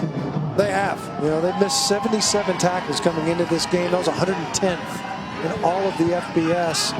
But really only 1 good inside run allowed by this Panther offense. So Morgan now standing tall in the pocket, wide open, middle of the field, past the 40 to Shamar Thornton, who's getting it going. Thornton with 3 big catches in the first half. There's another. It was quiet most of the first half. It wasn't really till the second quarter till Thornton got going. That time a well-placed ball from James Morgan and allowed Thornton to run through the catch. Picked up another 7 or 8 yards. There's this 24-yard completion that gets FIU out near midfield, and it's Maxwell breaking tackles at the line of scrimmage up to midfield for 7 yards for Butch Davis's squad in their 3rd consecutive bowl game. And just about right now, that LSU-Oklahoma game will be ending a week from tonight. The Ohio State-Clemson game will be starting right here on ESPN. God, what a slate of games. I mean, you're talking about a fantastic set of 4 teams to end this season to contend for a championship. 2nd and 3. Maxwell, first down run, but a flag comes in. B.J. Edmonds was able to get the tackle, but I think we're going to get a holding call. You can see some of the FIU linemen. Offense, spot, second down. All right, so those games a week from tonight with one ending and one beginning about this time, you give Oklahoma a chance to pull off the upset. I think LSU rolls, and I'm going Clemson in the nightcap. How about you? You painted me into a corner. I think like LSU wins. Yeah, you do. It's crowded over here. Yeah, I think LSU wins the game, and I think that Ohio State beats Clemson. When I think you look at a team that's been tested and looks like it's pretty complete, I like the Buckeyes. Clemson could be the best team in the country, but man, I don't know how you could figure it out based on the games we've seen them play. On a 2nd and 13, Maxwell unable to get free there after a minimal gain as Jarius Romanek makes the tackle. All right, Alyssa, are you team Stinch or team Zarzer here? Oh man, I think I'm team Zarzer here. I got to go with LSU over Oklahoma. I know there's been a lot of discussion about Clyde Edwards-Helaire and what his status is going to be, but Joe Burrow and those receivers are just too darn good. And then I'm picking Clemson over Ohio State. I agree with Stinch, though. Ohio State's been that battle-tested team, but I think Clemson still has a lot of talent, and they are very fresh. It's crazy just about every time the national championship is in New Orleans, LSU's there too. We're predicting that on January the 13th. Here's a 3rd and 11 for Morgan. Got to move the chains, and he does again. A strike thrown to Maloney, and Austin is down near the 41. That's a pickup of 16. We can talk about some of these other receivers, Omar Bayless, Jonathan Adams for Arkansas State. But Austin Maloney and his performance tonight, he's kept FIU going. 5 catches now, not only just for conversions, but big gainers downfield, 64 yards. He has been clutch, and he has been the go-to. You see him fired up at the end of that one. Jones and Maxwell both in on this play, and it's Jones with the carry. Moving the pile, that is, past the 38-yard line for 4 more.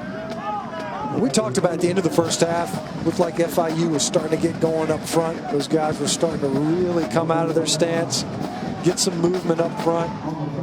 Really not a ton of explosive runs, but they're picking up 4 and 5 at a time. That's easy to keep drives going at that clip. 2nd and 6 for Morgan. And it's Jones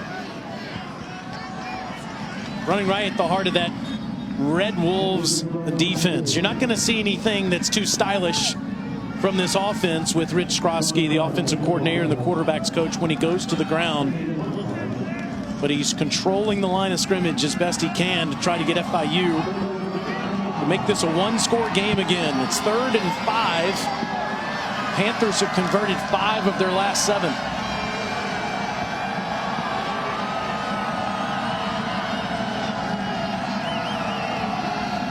And it's Jones with a 1st down run inside the 30, feeding the horse, the senior from Miami. You know, and his 3rd, you're thinking maybe they might uncork a pass there. I think that was a dummy look to the sideline. I think they want to give Arkansas State defensively to take just a little bit of edge off. If they look to the sideline, are they going to check it? No, they look right back to the line of scrimmage. They snap it quickly and rip off a run for a 1st down. And as we described earlier, it comes from some great stock. His brothers are Dalvin Cook and James Cook. Dalvin, of course, phenomenal tailback at FSU and now at the Vikings. And James playing for the Georgia Bulldogs. And it's Anthony Jones again inside the 25. It's a pickup of 6. Kickoff week 16 with a special Sunday NFL countdown from Philadelphia ahead of the big Cowboys-Eagles matchup with the NFC East title on the line. Boom, we'll have an exclusive interview with Patrick Mahomes. Plus, they'll have all the early breaking stories, injury updates, and preview each game right up to kickoff. Sunday NFL countdown from outside the link at Xfinity Live, 10 a.m. Eastern on ESPN, the ESPN app. Tom Brady and the Pats won the AFC East again, beating the Bills earlier today. As Jones with another 1st down run, but the ball comes out at the end of the play here.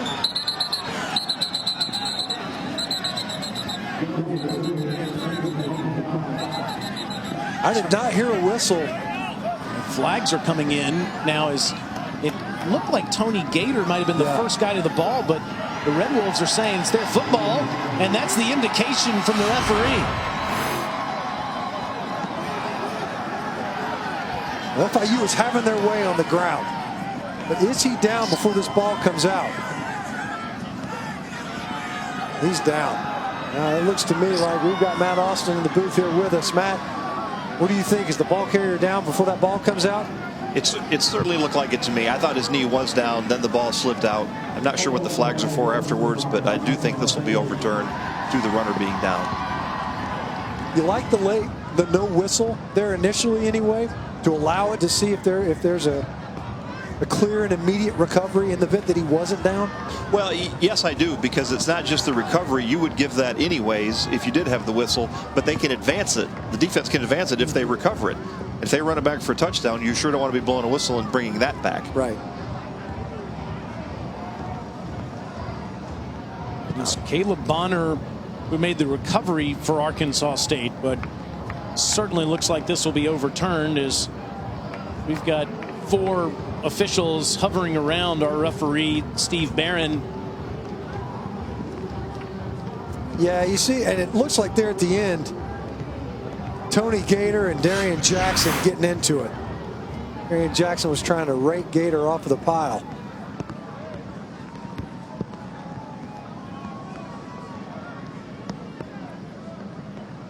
After the play, unsportsmanlike conduct. So the unsportsmanlike conduct penalty will go. And I believe it's hard to understand, obviously, with all the technical issues that Steve Barron has had with his equipment tonight.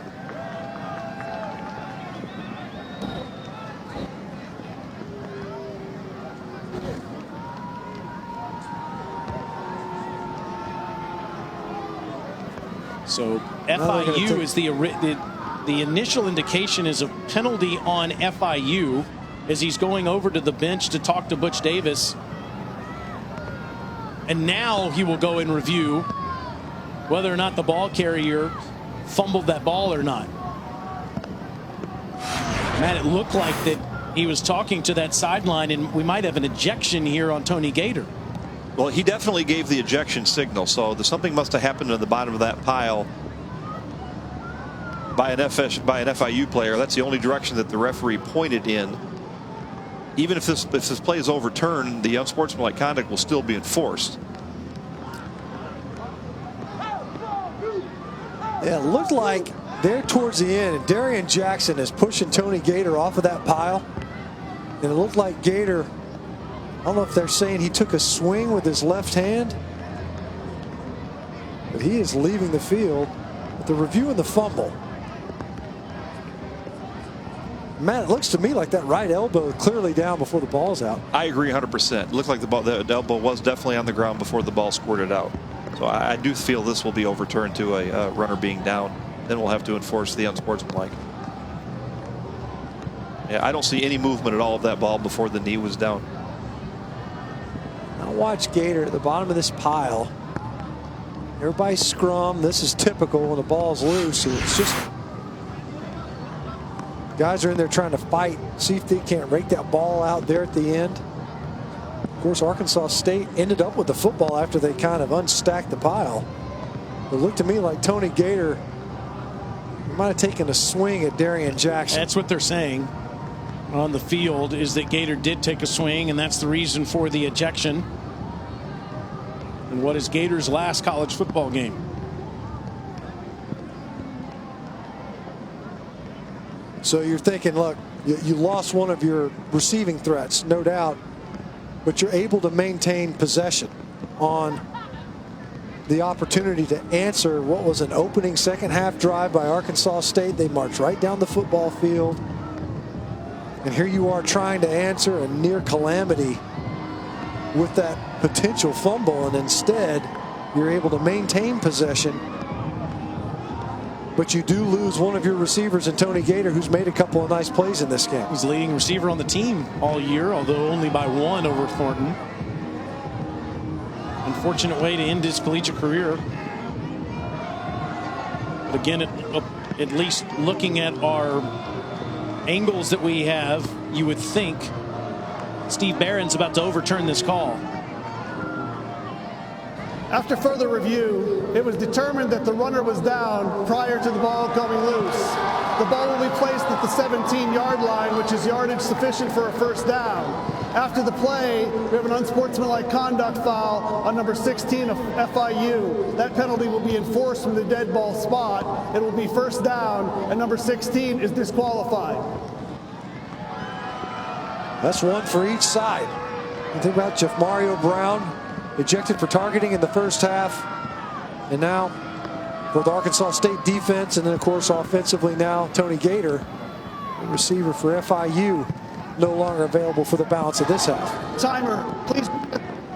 6:39. I think he's saying 6:39, and Matt Austin, Steve Barron did a good job of explaining all of that. There was a lot to sort through there with an overturn, enforcing a penalty, changing the time, and changing where the football is too. Yeah, that was nicely done. Those can get confusing when there's 2 or 3 things going on and a couple different numbers.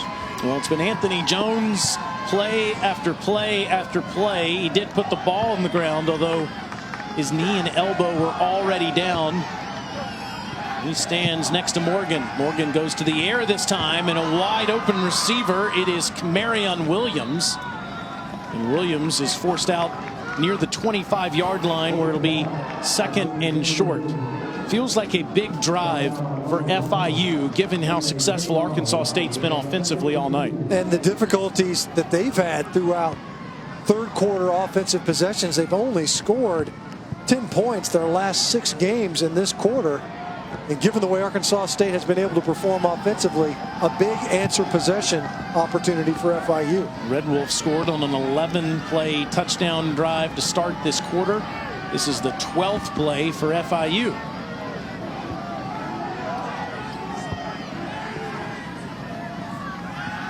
Number 12, Morgan wants to go to the end zone, and it's incomplete.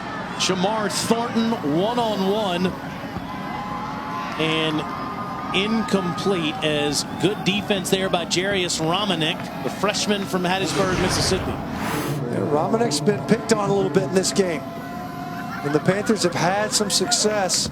Watch him come over the top and time this perfectly. His hand between the receiver's hands. That was textbook. Did an excellent job of denying the receiver an opportunity to come up with the catch. So now 3rd and 2. Panthers need to get near the 22. And it's Jones barreling his way right into FIU offensive lineman, but he's going to be marked about a half a yard shy, maybe even more than that. B.J. Edmonds, Mobile, Alabama product, forcing the 4th down. That hometown coming through. Alabama guy just south of here, and you can see FIU didn't give it a second thought. 5 minutes in the 3rd quarter, and they say, look, we've got an opportunity here. We talked about how important it is for them to answer. They have been turned away with scoring opportunities, with field goal attempts. They're going to extend this drive here on a 4th down. And it's Jones again, right out that defense, but it looks like he's going to be marked shy of. He needed to get to the 22-yard line. And the initial indication would be a turnover on downs. We'll see exactly where they spot this. He looks to be well short. And they don't even need to look. Arkansas State's football with an injury down on the field. We'll check on that when we return. Blake Anderson's team up 2 touchdowns.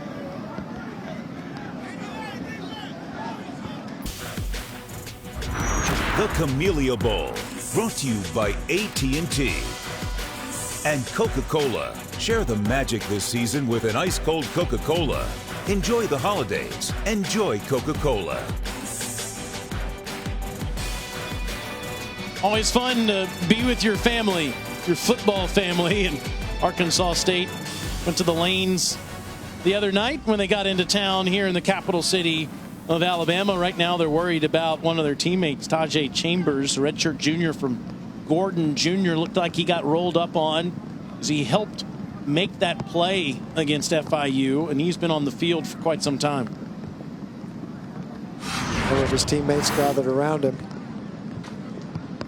See a pretty good look at it. That's Chambers' right leg. See in the black stocking and shoe. Watch it get rolled up. His right leg gets rolled towards the inside as the pile came down on his leg, and he's still on the ground as they're attending to him. Cheering for the big junior. 14 plays, nearly 8 minutes, no points for FIU.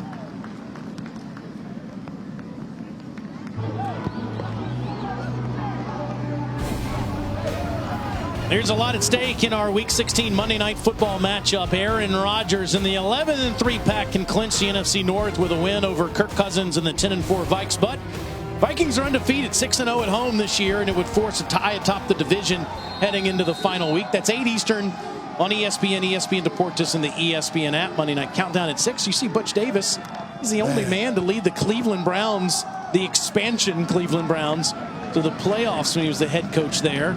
His team is in a 2-touchdown hole as FIU Panthers, and Jamal Jones and the Red Wolves have the football. You would think that FIU is going to have a defensive stop here to stay in this game. Well, especially after getting denied on that long clock-eating drive in a 2-possession football game. Second and 10. Looking around and facing a lot of pressure is Lane Hatcher as Stanley Thomas Oliver comes in there to get the hit on the quarterback. And they're going to say that ball belongs to FIU.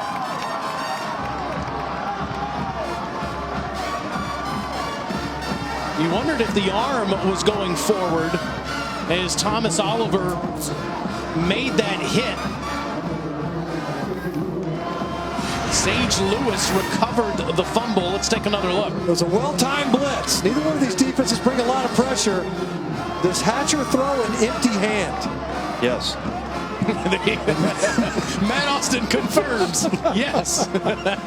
Yeah, he definitely, before the hand came forward, the ball was definitely coming loose out of his hand. So a great job by Thomas Oliver getting that ball out as he's loading up to throw that football. A well-timed blitz, a huge turnover, and a second chance at this thing after being denied on 4th down for FIU. So first sack for either team. On cue, we said that they needed to make a big play, and they do. Napoleon Maxwell gets inside the 20. This is a drive after FIU went 14 plays, over 8 minutes with the ball, and didn't score a point. And just couldn't afford to come away empty-handed. And so they took a one-snap detour, so to speak. Arkansas State to take one crack at it and give it right back. A 4-yard gain for Maxwell, who's spelling Jones. It's 2nd and 6 for the Panthers in the red zone. Morgan, end zone, touchdown! A strike to Austin Maloney.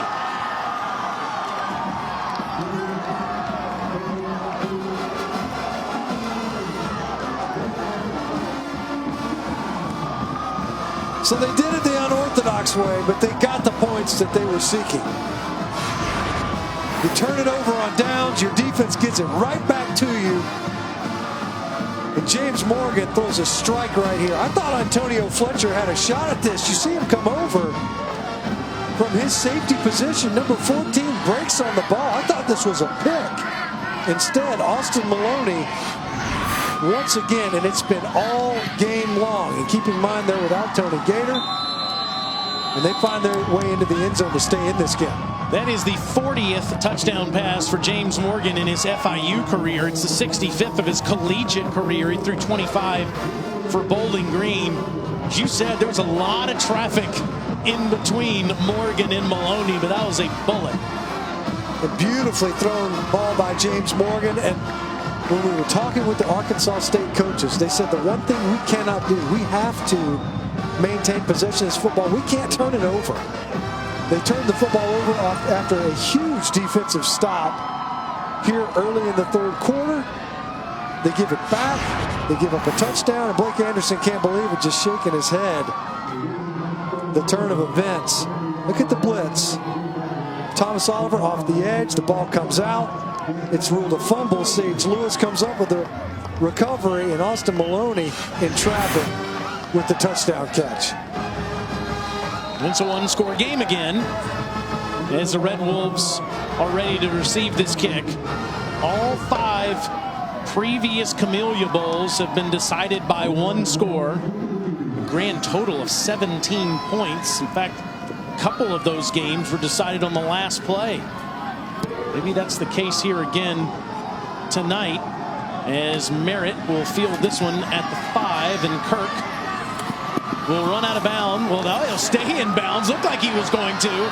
He goes all the way to the other side of the field, and he ends up losing a yard or 2 instead of running out of bounds. So Arkansas State will get it near the 20. Let's go back to the studio and Matt Berry.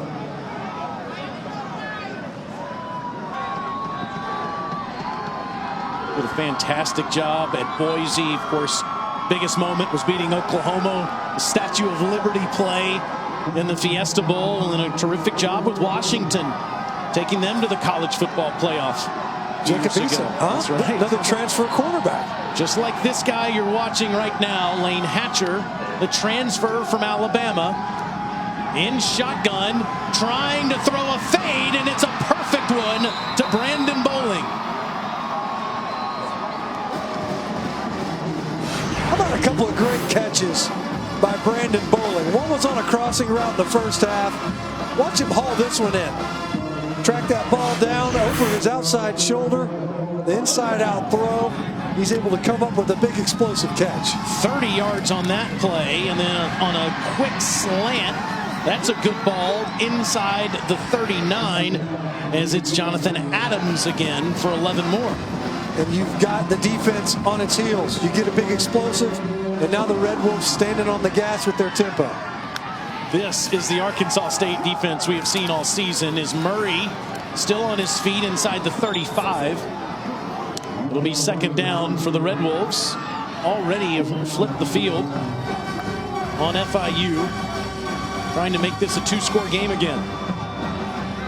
You can see as FIU's trying to substitute and set their alignment, as the Red Wolves were quick back to the line of scrimmage again.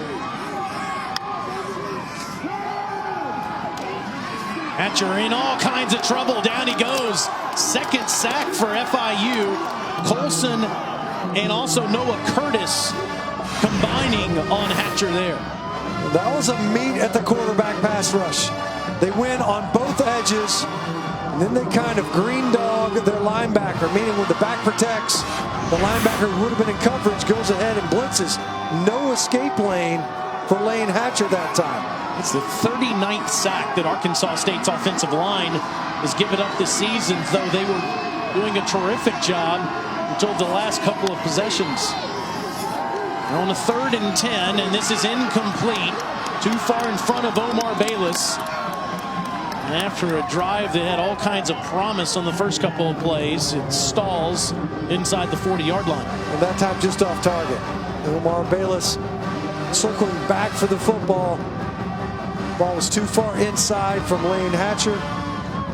That time an excellent job by FIU in their pass rush. Didn't allow Hatcher anywhere to go. We've seen that multiple times this game.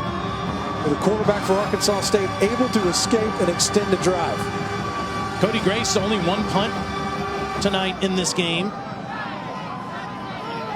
Try to pin FIU deep.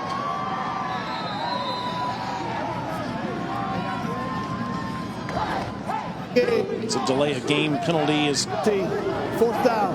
Arkansas State wants a little more breathing room for Grace to try to get this inside the 10-yard line. They were a little bit late. Kirk Lewis, 51, was late substituting into the punt formation.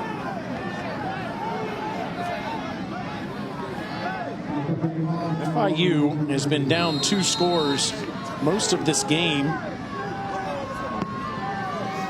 This is the first time that they'll have the football down only 1 score since the second drive of the first quarter. Grace kicks this one too far into the end zone, so FIU will get it at the 20. Matt Berry, what's happening with the FCS playoffs today?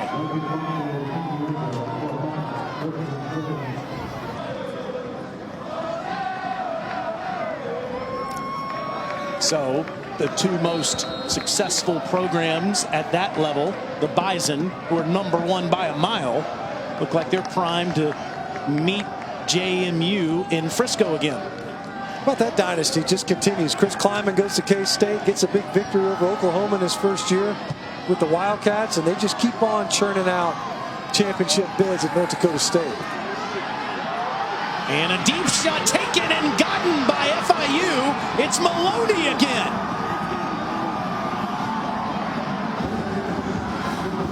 Matched up against Jeremy Smith, who's been targeted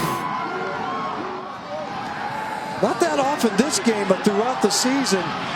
He missed his jam at the line of scrimmage, and Maloney got a clean release outside, and James Morgan with another extremely well-placed ball downfield. How about the FIU downfield passing game with Austin Maloney? 6 play over 20 yards tonight. That was a 48-yarder as Maxwell just gets a couple of yards. Take a look at tonight's PlayStation Player Impact rating. Dallas Connell and Omar Bayless are guys to watch that might have a shot at the next level. Connell first among Conference USA guards, and Bayless one of the best receivers in all of college football. Watching on the sidelines now as his Arkansas State defense is trying to hold FIU here as Morgan throws it at the feet of Maxwell with Thurman pressuring the quarterback there. It'll be third down. And Kevin Thurman was one of those guys. He's got a couple of pressures in this game earlier. He and William Bradley King were two names that the Arkansas State defensive staff said they need to play well tonight. For plays just like that one, affect the passer. James Morgan having to unload that pass before he wanted to force this 3rd and long. You see how good FIU has been on third down since starting 0 for 3. Mustachioed James Morgan on a 3rd and 8. Drifting back and back, and oh, he had Maloney who dropped it, goes right through his hands. That rain-soaked football, hard to grab. And that's a first down.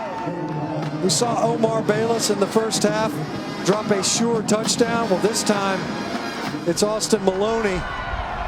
He's got the yardage needed. You just have to make the catch right here. The defender's closing on him. It was Jeremy Smith, same guy he beat earlier off the opposite sideline.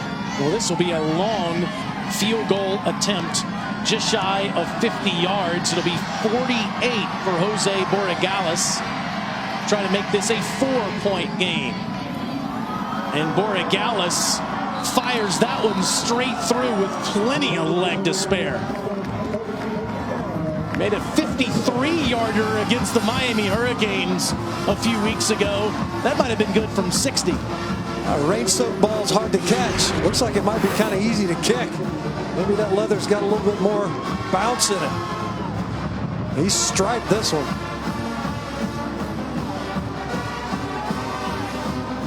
That was a no-doubter. Look at him, look at him.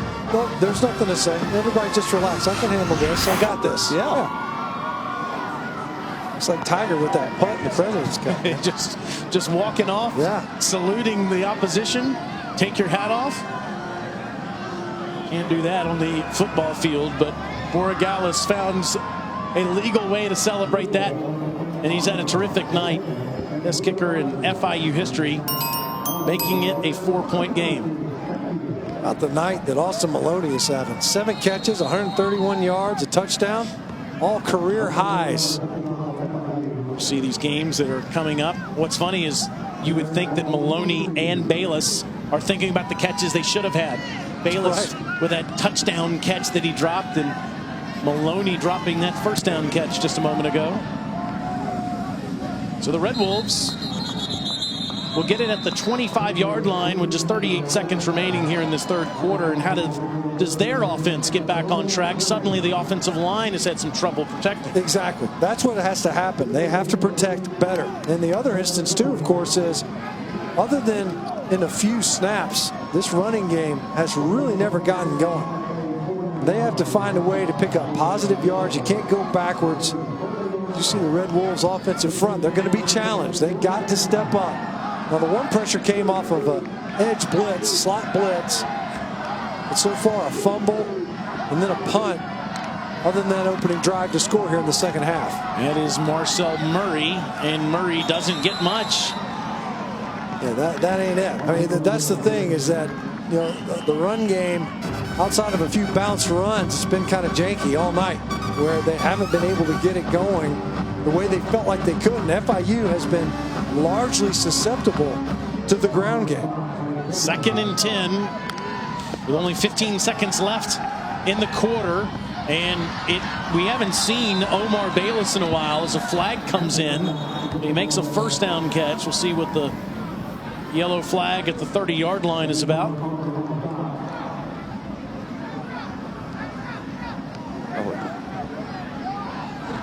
Ineligible receiver downfield. Offense number 74.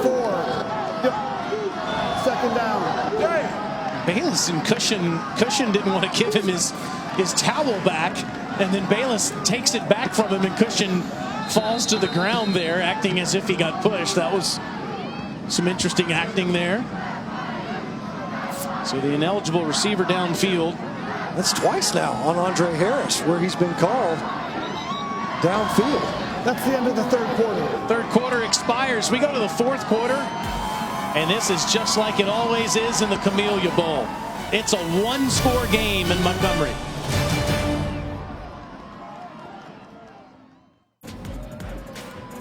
Another one-score game in the Camellia Bowl. That's what we get every single year, it seems, in this game. With my favorite last-minute shopper, Matt Stinchcomb, I'm Taylor Zarza. Alyssa Lang, who's the most prepared person we know, is out there on the field. This is like we always have it. It's going to go down to the wire, right? Sure, yeah. We've had it like this all year long, but certainly in the Camellia Bowl, they're used to this, right? If you've watched this in the past, we talked about it.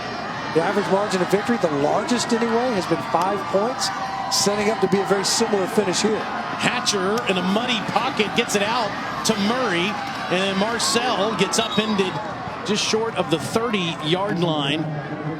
So it'll be 3rd and long for Arkansas State, whose offense is subtly sputtering against this FIU defense. Well, obviously the ineligible receiver downfield, a pretty significant blow on that previous completion. They forced this 3rd down attempt. And on that 3rd down attempt, it's Hatcher throwing short as Merritt makes the catch, but it's 4th down Red Wolves. A great job getting the receiver on the ground quickly. We saw Merritt earlier. That's how he got in the end zone. Arkansas State going for it. Going for it on a 4th and 1. Murray with the extra effort. It appears that's enough for the first down with that line to gain right at the 35, and that's where he's marked. First down Arkansas State. Blake Anderson going for it at the minus 34-yard line. They got up to the line quickly and were able to rip off that run, and man, boy, was it close. That looked... The ruling on the field of yardage sufficient for a first down is under further review. Yeah, that warrants, I think, another look, given a line to gains involved. Matt, when you saw him as he was going to the ground, do you think he got it? It looked like it from up here, but you couldn't tell. Obviously, we couldn't see his knee from this far away, but what's the first body part that puts him down? Man, that ball's in his left arm. It is. The knee's down, but you can't see the ball. So remember, the ruling on the field is a first down, so it has to be indisputable that he is short. Wow. And it would look to me, that ball's in his left arm. Was it his left elbow that would have established him down first? It looks to me. I thought his knee was actually down first, right there. Yeah. About the same time, actually. Yeah. So when that left knee is down, is he shy of the 35-yard line? Is that football shy, which is most important, right? Right, and you can't see the ball from that view, so we would almost need something from the other side of the field. Is it fair to say, was that first down indication premature, given how close that play was? Bang, bang? I don't think so. The line judge from the bottom of the screen should have a very good view of that. It looked like he was unobstructed, so he can see where the runner is, where the ball is, comes in, gets a spot. First down. All right, so it stands. Again, we've had lots of rain in the Montgomery area all day, which has compromised our referee tonight, Mr. Barron's microphone. But he does say that the play on the field, or the call on the field, stands. And so it'll be a first down for Arkansas State. How about Blake Anderson going for that to start the fourth quarter? On the minus side of the football field, and your defense has been giving up yards to the offense, albeit a short yardage to go, but a bold move right there if you come up short. Hatcher, a one-on-one ball, throwing the rainmaker, and it's picked off. Rashard Dames with the INT.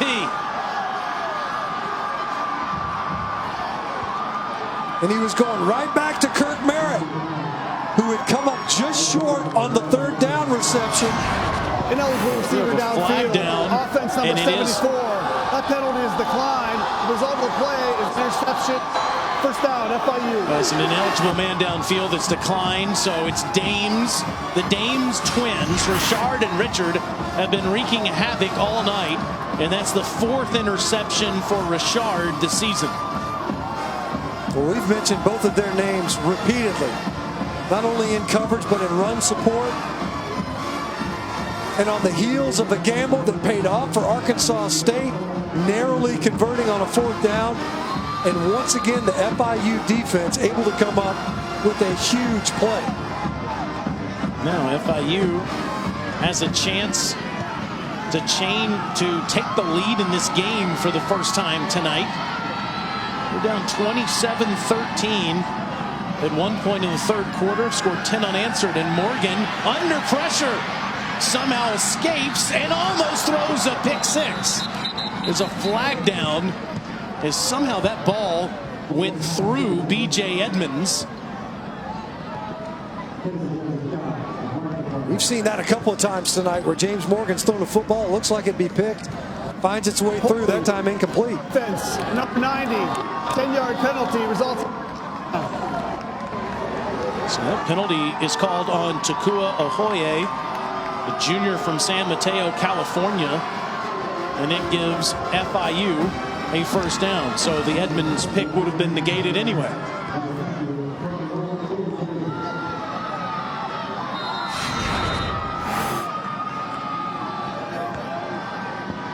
So watch Ohoye. He's right there in the middle.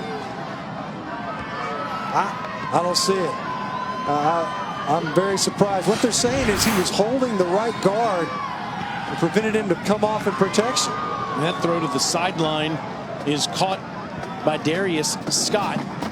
Wow. And Ellery Alexander with a nice open field tackle. That's a loss of one. I got to tell you, we've seen three ineligible receivers downfield called on the same offensive lineman. And then that holding was a nice play made by Ellery Alexander. Man, I've seen a heck of a lot worse than that never get called. 2nd and 11 now for FIU. And this is Maxwell, and Maxwell gets free past the 50, slowed up inside the 40, but it's a first down for FIU inside the 40. So Mr. Stinchcomb believes some of these calls are a bit ticky-tack. Mr. Austin, our rules analyst, what are your thoughts?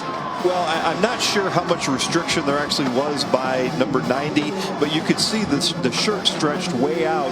And what the key there is that it allowed the linebacker to rush clean through the hole. So the umpire thought he had a pull and shoot. And because of the stretched shirt, I think that's exactly what he had, and it was a good call. Meanwhile, it's a 20-yard pickup by Maxwell. The Stinchcomb swallows his microphone. Morgan close to the end zone. It's incomplete and one-on-one as Maloney was in coverage with Jeremy Smith.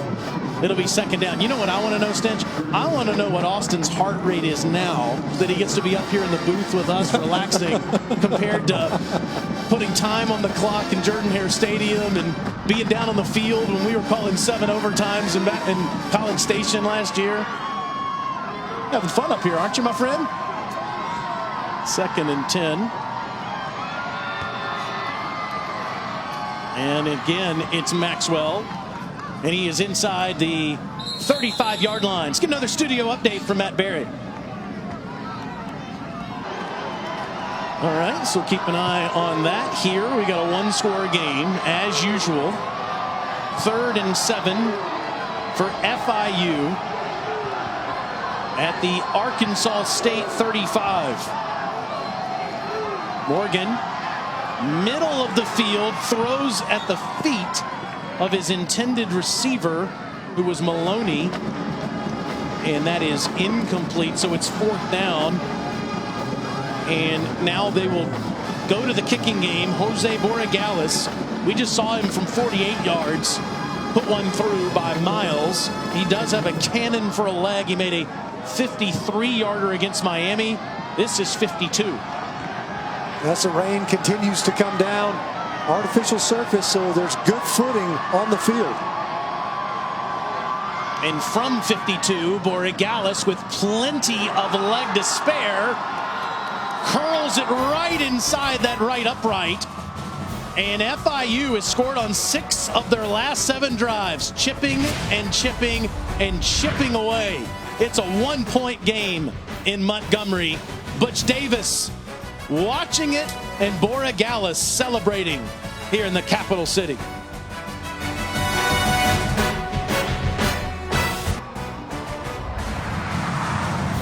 Welcome back to the Camellia Bowl as part of Capital One Bowl Mania. This has been good for some Bowl Mania every year. It's been a one-score game in the first 5 editions. It's a 1-point game with 11:52 remaining. On and off rain here in Montgomery all day. Jose Borregales just made his 4th field goal to make it 27-26. Coming up next on ESPN, we have the R&L Carriers New Orleans Bowl from the Superdome. Number 20, Appalachian State, taking on UAB. Mountaineers winning the national championship at the FCS level 3 times, now in the top 25 for the first time ever this season. Playing the UAB Blazers. Just about an hour away from here is where Bill Clark has built such a remarkable program. See what happened. FAU, without Lane Kiffin, beat SMU 52-28. Washington with the early lead in that Mitsubishi Las Vegas Bowl as Hatcher goes to Kirk Merritt. And Merritt has a first down catch as the Red Wolves need to get going again, Stench, on offense. Yeah, they had Omar Bayless trying to streak down the field. Instead, he came back to Kirk Merritt, who did a great job of fighting through some tacklers to get that first down. But you're right, they need to maintain possession. Fumble, punt, interception has fueled the FIU comeback. 1st and 10, Hatcher. That's a muddy pocket, and he's going down. The Panthers have started to get to this redshirt freshman quarterback in the second half. That was Andrew Tarver that time. Pocket collapsing around Hatcher. The difference in the first half and the second half, he was able to escape quicker. This time, the Panthers have done a good job clogging up those inside release lanes where Hatcher's trying to get loose. It's right through the middle of the pocket. That's the 40th sack that Arkansas State has allowed this season, 3 tonight in the second half. On a little tunnel, it's Marcel Murray, and Murray gets back to the original line of scrimmage. It'll be 3rd and 10. Boy, the protection of an offensive line makes such a difference. You know that as a 2-time All-American and a college football Hall of Famer from the University of Georgia, protecting Mike Bobo and other quarterbacks so well in your days. Arkansas State has struggled with that this season. 3rd and 10, a perfect route run by Omar Bayless, and it's 1st down Arkansas State. Right at the sticks. When we talk about how good Omar Bayless is and has been this season, a couple of drops in this game, sure, but really well executed there. It was the 12th 3rd down conversion. Somehow Murray stayed on his feet at first, but then goes to the ground. That's a loss of 3. And right after Richard Dames had an interception, he gets an open field tackle. You see Murray leave the field a little gimpy. He had one bounce too many on that run. At some point, you just have to stick your foot in the ground and get upfield. 2nd and 13 for Hatcher. Underneath, caught by Merritt. He was covered up too. And Merritt sets up another third down for Arkansas State. And how about the poise that Lane Hatcher has played with on this down all night tonight, Stinch? He's 12 of 17 moving the chains. And has had to get his head about himself again, gather his wits, the fumble, the interception. They need him at his best now with 9 minutes to play. Hatcher to Bayless, and Omar is going to be about a yard or two shy of the first down as Stanley Thomas Oliver has been working all night on Bayless. Keeps him shy. You would think that Blake Anderson would go for this. And clearly is. In fact, didn't even hesitate. Sent the next personnel grouping onto the field. As you see Kirk Merritt shifting to the left side of the formation to join Omar Bayless. If he doesn't slip, I think he picks up the first down as he circles around that route. Got it the last time. This is a 4th and 2. Hatcher in trouble. Somehow spins out of it. Incomplete. Ball lands in no man's land between Tyler and Bayless. Kevin Oliver facing all that pressure. And FIU gets the football back. Down 1 after another terrific defensive stop. Blake Anderson's team clinging to a 1-point lead. The Camellia Bowl, brought to you by Montgomery, Alabama, a world-changing technology leader, and Taco Bell's Rolled Chicken Tacos Party Packs. All right, Matt, we're looking forward to that as we've got a great one here as Arkansas State leads FIU 27-26. It was 27-13 Red Wolves. And then FIU got a touchdown. They got a field goal. They got another field goal. They've been chipping away, but they've never led tonight. Morgan with the out route for a few there as it's caught by Sterling Palmer to be second down. Now let's look at today's clutch delivery brought to you by Chipotle. Well, the difference in this game has been the turnovers in the second half, and it started with the fumble. Arkansas State had just gotten the ball back, stopped FIU on downs. Great job that time by Thomas Oliver. Forces the fumble. They get the recovery, and then they're able to punch it in. Since then, we've seen a punt, an interception, and then a stop on downs, and FIU's got the ball again, down only 1. Morgan, quick throw. Maloney, what a night he's had. Inside the 45-yard line, Austin is over 140 yards receiving tonight, the senior from Miami. He's just unconscious. He's had the one drop, otherwise has had a fantastic night, a career night. As we mentioned, all career high numbers for Austin Maloney.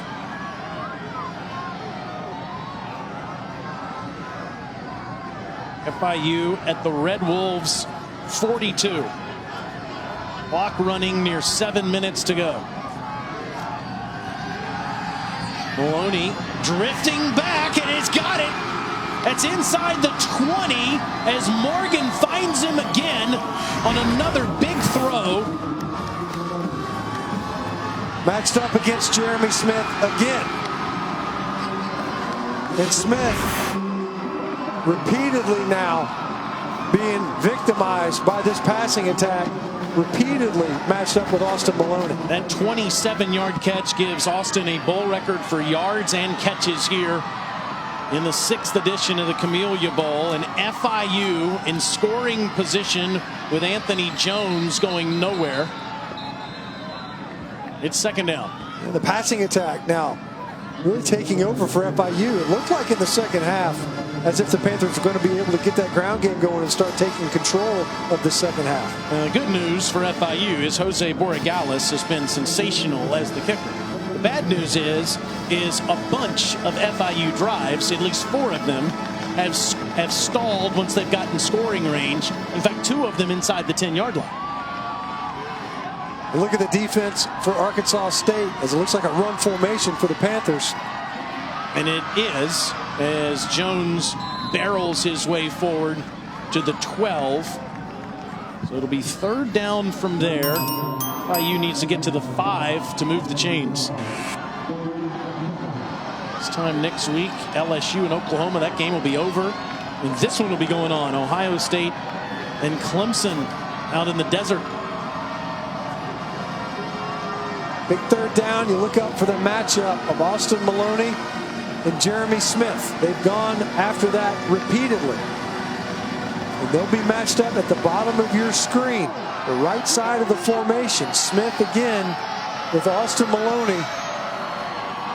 3rd and 7, under pressure. Morgan gets it away and throws it away. And good pressure by Kevin Thurman and his Red Wolves teammates to force another Borregales chip shot.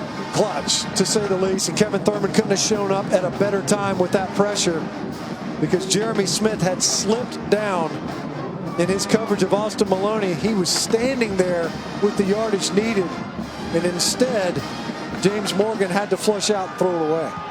It's going to be a 29-yard attempt, and Borregales trying to make his 5th field goal of the night. And give FIU their first lead, but he missed it. He hooked it left.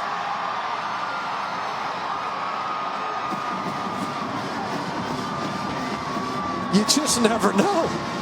Borregales all night has been on the screws, curing it from distance.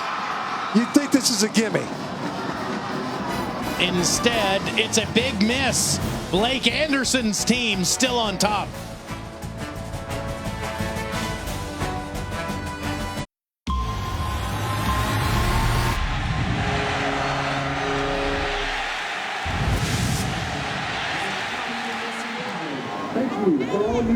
Guys, I was standing behind the FIU defense on the bench after that last missed field goal. There was one word they were saying to each other as they get ready to go back out on the field: turnover, turnover, turnover. They're going to be aggressive coming up here next. Yeah, the guys that they beat earlier this season, Miami, invented the turnover chain. But FIU has been opportunistic, getting turnovers in this football game, as Jamal Jones gets about 9 yards on first down. This has been an even football game, at least statistically.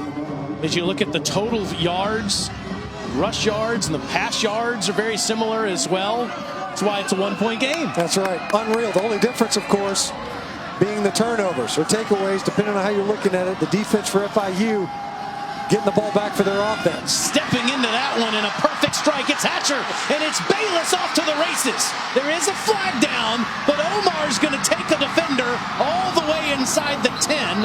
We'll see if it stands.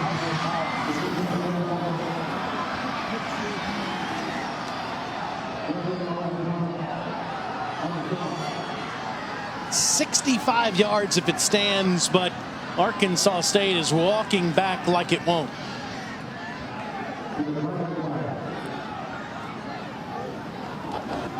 Personal foul, blindside block, offense, number 81, 15 from bottom. So there's a play, there's a first down. Now, this is something that all of us have been educated by, this new rule change in 2019. We've had the luxury of working with our teammate Matt Austin all season as Blake Anderson is furious. Matt, did you see a blindside block here? I didn't see it live, but let's take a look. Oh, that's what they're calling right It there. is.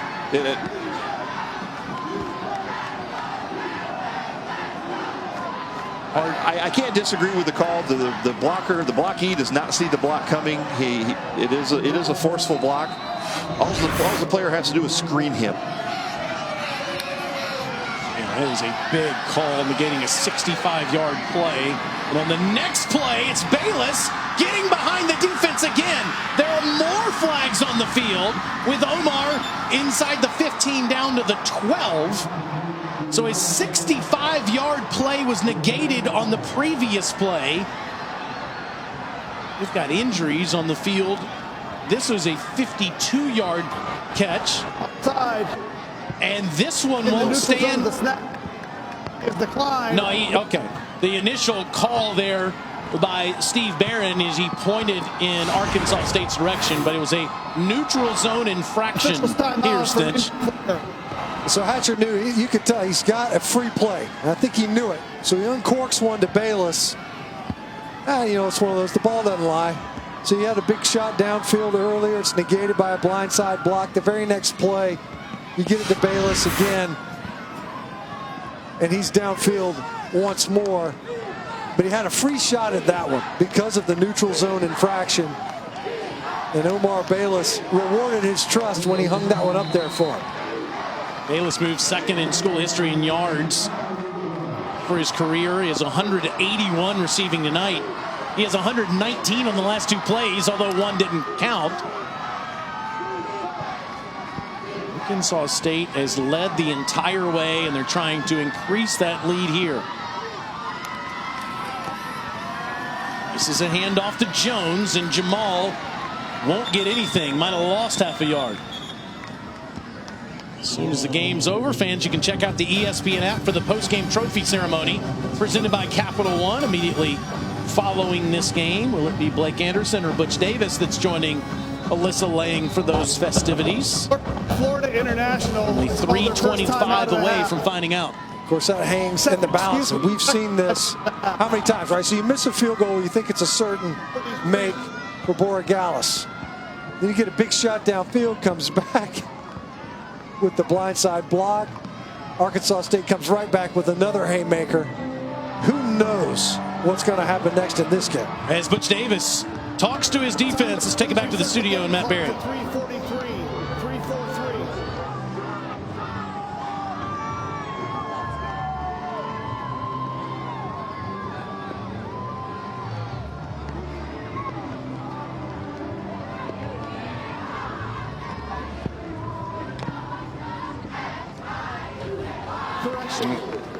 Thank you, Matt. Of course, that's games that'll be played in New Orleans if you count the national championship. Sugar Bowl will also be there. And the Camellia Bowl delivers every year, doesn't it? It's almost automatic. I mean, you just go ahead coming into it. We said it's going to be a tight game. Both coaches anticipated it being a tight game. Didn't look like that was going to be the case early on in the second half when Arkansas State went right down the field with their opening possession. And as many struggles as FIU has had in the second half, they've been able to overcome them with the turnovers. But now the Red Wolves, a chance to notch yet another score on the heels of that missed field goal by FIU that could have allowed them to take the lead. Well, one play after the Omar Bayless 65-yard catch was negated due to a questionable offensive penalty. On the next play, they go back to Bayless, and he gets 52 yards to set them up. And now the Red Wolves are inside the FIU 15. Hatcher, end zone, strike, sliding in is Adams, touchdown.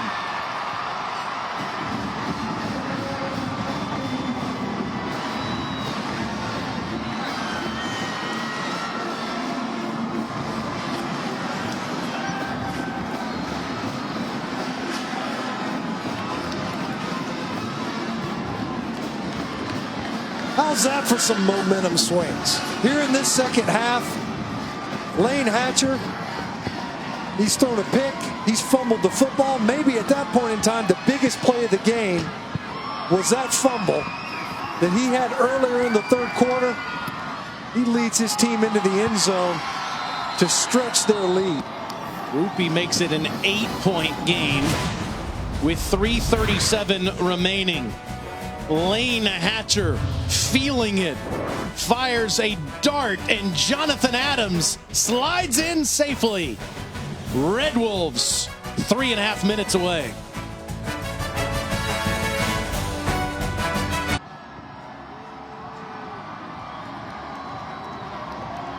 Well, you look at what Lane Hatcher's been able to do here in the second half, the mental toughness that he's demonstrated, the resilience, stabbing it in there. Fourth different receiver with a touchdown. 393 yards. 4 of them from Lane Hatcher. And look at the jubilation on that sideline. The Red Wolves rocking it over there. It is a bowl record for Lane Hatcher here in the Camellia Bowl. In the waning moments with 3:37 to go. And did he catch that? Well, he's saying that is a catch. And that means FIU is going to get the ball at the 8 on a ball that was absolutely going out of bounds.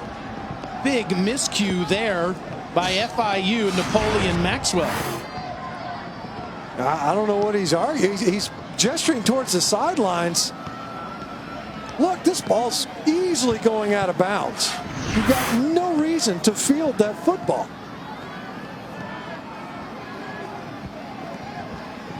That cost, and Matt Austin, that cost FIU a tremendous amount of yardage. Given by the receiver, the ball was placed at the 25-yard line. Yeah, that's what he was arguing. Oh, and now they're saying they're overturning it and say, I guess maybe he didn't have possession of the football, Matt. Well, if they're putting it at the 25, they're saying he gave a fair catch signal. Yeah. They're saying kick was out of bounds to go to the 35. And that's what he was arguing. I see. Yeah, there you go. That's what they're saying. That initial little hand wave motion there, it was the actual fair catch. So that does give the ball to FIU at the 25. A lot of drama on that kickoff there. So Morgan must get a touchdown and a 2-point conversion. Underneath, he throws behind Darius Scott. Let's go to Matt Berry in the studio.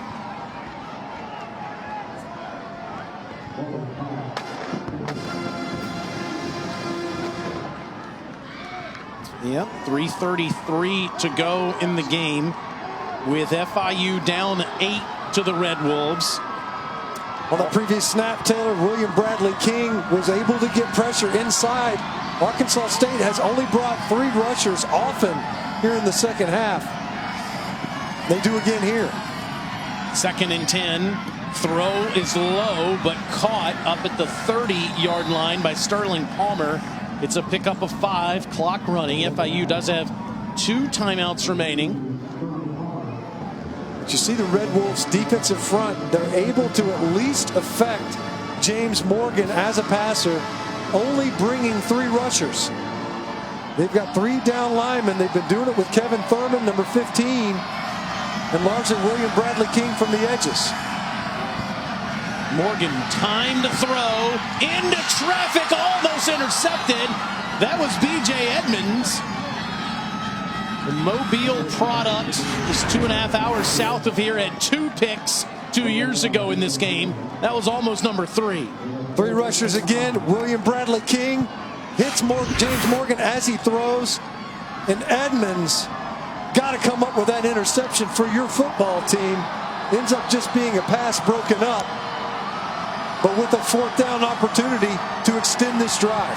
4th down, game on the line for FIU, and Butch Davis wants to talk about it.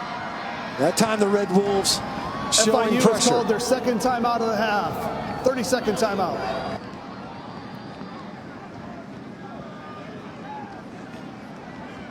SportsCenter tonight after that App State UAB game with John Anderson and Michael Eaves. They'll have Bills Pats post-game coverage with the Patriots winning the AFC East once again. Rams and Niners post-game press conferences. Niners battling the Seahawks for the NFC West crown. Niners must win tonight to stay in that race. And you have reaction from all 6 of these bowl games at SportsCenter after the R+L Carriers New Orleans Bowl. It's on ESPN and the ESPN app. And as Matt Berry told you, a game between the Blazers and Mountaineers has already started.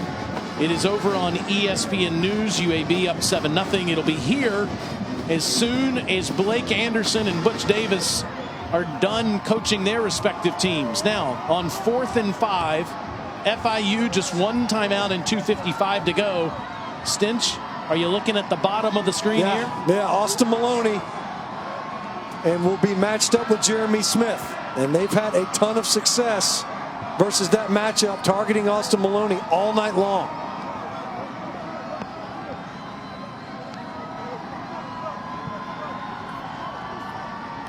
Steve Barron came over to talk to Blake Anderson, the referee, after that timeout.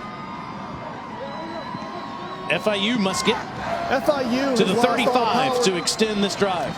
Both sidelines will no longer use heads until they're operational.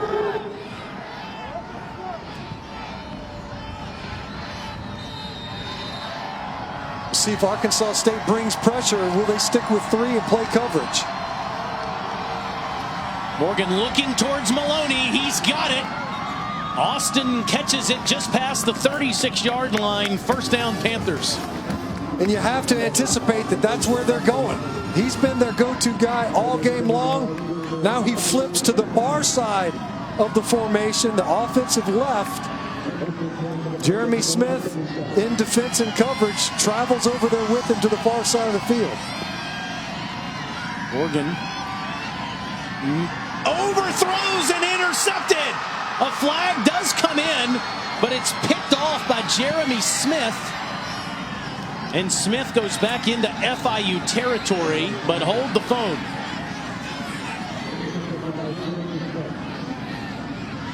Smith was initially matched up with Austin Maloney yet again.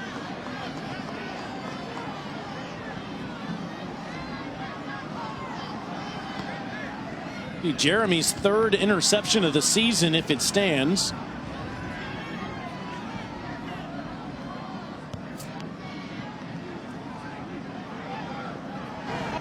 There is no foul on the play. The result of the So no foul is called there, and it's a 3rd pick for the senior from Atlanta. It gives Blake Anderson and the Red Wolves the ball with 2:22 to go, and FIU can only stop it once. How fitting it is for Jeremy Smith to end up making this play. So he's reading the quarterback. He comes off of Austin Maloney. Is under further review. Targeting. Playing that deep corner. Now watch him, an overthrow, and there's Jeremy Smith right there underneath the route. And we've talked about it. I've mentioned it. He's been caught in coverage a couple different times. Austin Maloney having a big night. It's largely been versus number 24. Number 10.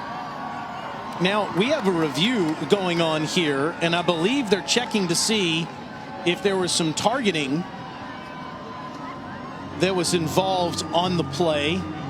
Ellery Alexander, number 10, Matt Austin, I believe, is the player that they're looking at. Yeah. Yes.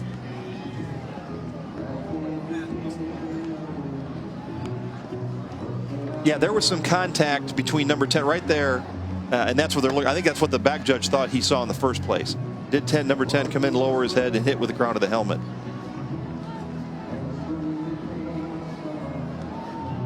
Yeah, and it certainly looks like he did. It would be, I believe, post-possession, so Arkansas State would keep the ball. And what determines that, Matt, the post-possession there? If the ball was already intercepted, then the contact happened, Arkansas State would keep the ball. That is critical there. That last element did, in fact, Smith make that interception by the time that the targeting was committed. See Alexander there. The second targeting penalty that we've seen initiated in this game. The first was upheld. That one also going against Arkansas State. Targeting. It'll be first down. So what he just said is that it was targeting on Alexander, who will be ejected from the game. But like Matt Austin said, it was after the interception happened. So it's Arkansas State's football, and FIU can only stop it once. That's been the story of the second half. The takeaways by FIU, and now Arkansas State with one of their own potentially to seal this victory. So trying to put this on ice, Marcel Murray is stopped at the 40-yard line. We'll see if Butch Davis goes ahead and uses that last timeout. In fact, will use it, and that is their last timeout. Second timeout. Well, if this will bring a smile to Blake Anderson and his two sons and his daughter's face tonight, then I know that everybody will smile given what they've been through. Wendy Anderson passing away earlier this year at the age of 49, just 4 days after her birthday. Blake Anderson sent out a tweet yesterday about proposing to Wendy a number of years ago and just how hard this time of year is for everybody, not only him, but everybody in the Anderson family. As Blake said there on social media, 27 years ago, 2 days ago, on Thursday, which was the 19th, 27 years ago, she said yes. He said he was so blessed to have walked beside her only for a little while. What an amazing heart for those around her, and how much he misses her. And you know, it's been an incredibly challenging season for Blake and his entire team, but they are 2:15 away from a bowl win as Murray goes around the edge, and he is tackled at 2:09, and the clock stops as they say that he was out of bounds instead of the clock moving. That is, now that they'll roll it and say that it did happen in the field of play. So that was critical, as it'll bring up a 3rd down and 5. And a key 3rd down here, obviously, to try to put this game away. We've seen FIU, they end up with this football back. They've hit some shots, especially right there at the end of the first half. Slick ball, a lot of rain. The rain continues to come down. And ball handling and ball security paramount. Murray on a 3rd and 5, and he's going to be short. Tackled at the 36-yard line, so it'll be 4th down. Play clock has not started out, it just starts.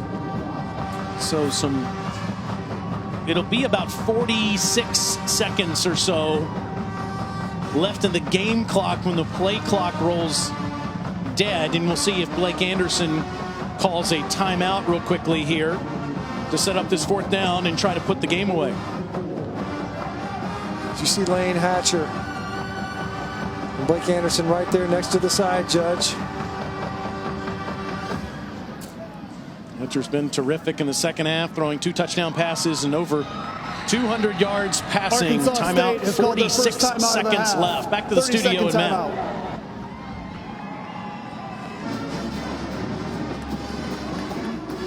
And Bill Clark, what a head coach he is down there in New Orleans. Watched his program leave and brought it back, and look what he's done.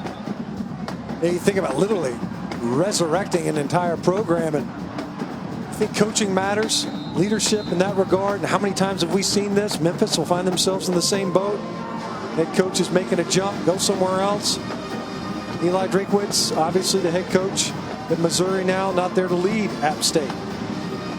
Now, with 46 seconds left, it's a 4th and 4. Arkansas State up 8 and has the football on FIU's 35-yard line.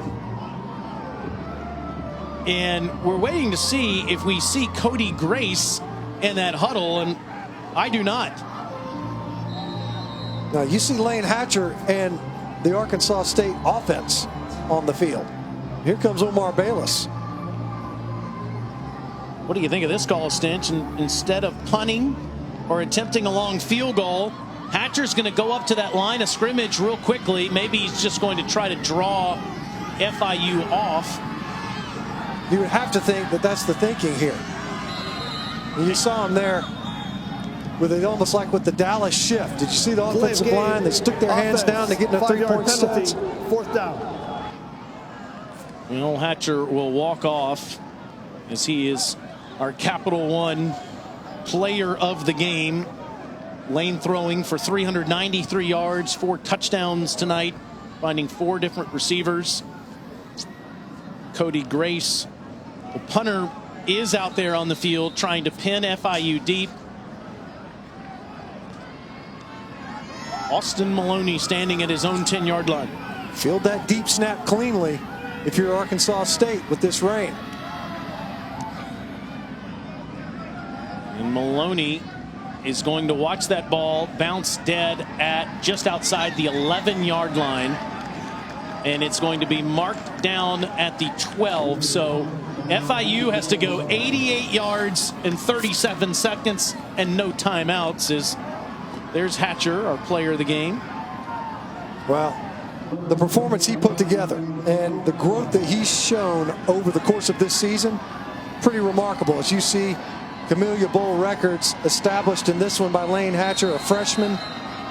He was the freshman of the year for the Sun Belt Conference. You can see why, with those type numbers that he put up and distributing the football to 4 different receivers to get those touchdowns. So he's the Capital One player of the game. James Morgan trying to make the play of the game, and that's incomplete, but flags are all over the field. It's maybe a hold in the Arkansas State secondary. Cheap yardage right there for FIU. And minimal time off the clock. Pass interference, defense number 37, 15-yard penalty, automatic first down. It's Logan Westcott. So up to the 27-yard line. It only took up a couple of seconds. Yeah, as we mentioned, it's an easy way. You pick up a first down and a half. Didn't even have to complete the football or work the boundary. Again, at the bottom of your screen, Austin Maloney and Jeremy Smith, who got that interception earlier. Morgan off his back foot, and it's picked off. That'll do it, as it's Darian Jackson for Arkansas State with the INT. And the Red Wolves can celebrate another bowl victory.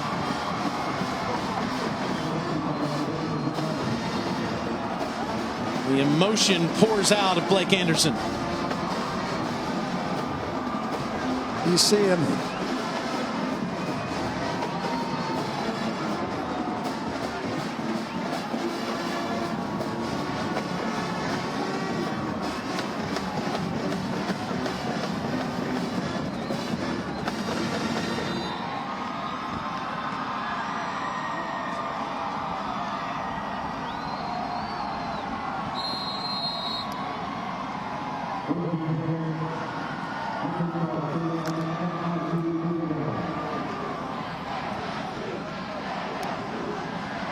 He surprised his team by showing up for the UNLV game just a couple weeks after Wendy passed away. And each and every member of that team, including Omar Bayless, comes over and gives Blake a hug as his Red Wolves knock off FIU 34-26 to win the 6th edition of the Camellia Bowl. You see his quarterback celebrating with his teammates. There's the head coach of Arkansas State. A heck of a leader. A remarkable season. They had to battle through a lot on the field, and more importantly, even off the field. And you could see the emotions that have poured out, not only of that man, but of his players as well. You know, heartfelt hug from Butch Davis.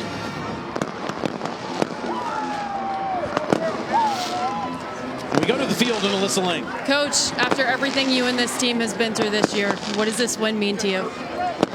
Everything. It's been long. It's been hard, and these guys never quit. And it's just really special. This really special group. How does this game, the way they kept fighting, embody what they did all year? It's what they've done all year. We've basically been through every sort of adversity you could go through, and they just kept pulling together and lifting me up every day, as you can see. And just love them. Great group of guys. How will you remember this group? Forever. Not the win-loss record, just the people, the relationships, the fact that they literally got me through a season and through the toughest part of my life. Congratulations on the win. Thank you. Great to see Blake Anderson have that kind of moment with his team. Arkansas State knocks off FIU. All 6 of the Camellia Bowls have been decided by 1 score, and this one lived up to the billing. For Matt Stinchko, Melissa Lang, and our entire crew, I'm Taylor Zarzer as Arkansas State beats FIU 34-26. So long from Montgomery. Now we send you to Beth Mowens, Anthony Beck, and Rocky Boyman for their call of the R&L Carriers New Orleans Bowl from the Superdome. Game trophy ceremony presented by Capital One. Festivities down on the field are about to begin, but first, this message. I promise that you'll never find another like me.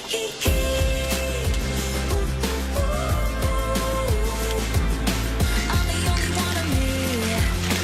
Baby, that's the fun of me.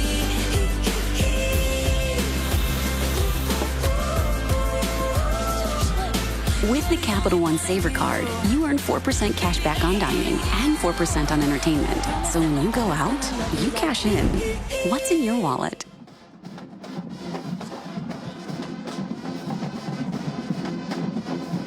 Blake Anderson and Arkansas State getting to celebrate a win tonight, and we've seen a couple of smiles out of Coach Anderson. What he and his family and this whole entire community have been through is a challenge nobody will ever would want to face, the loss of his wife Wendy.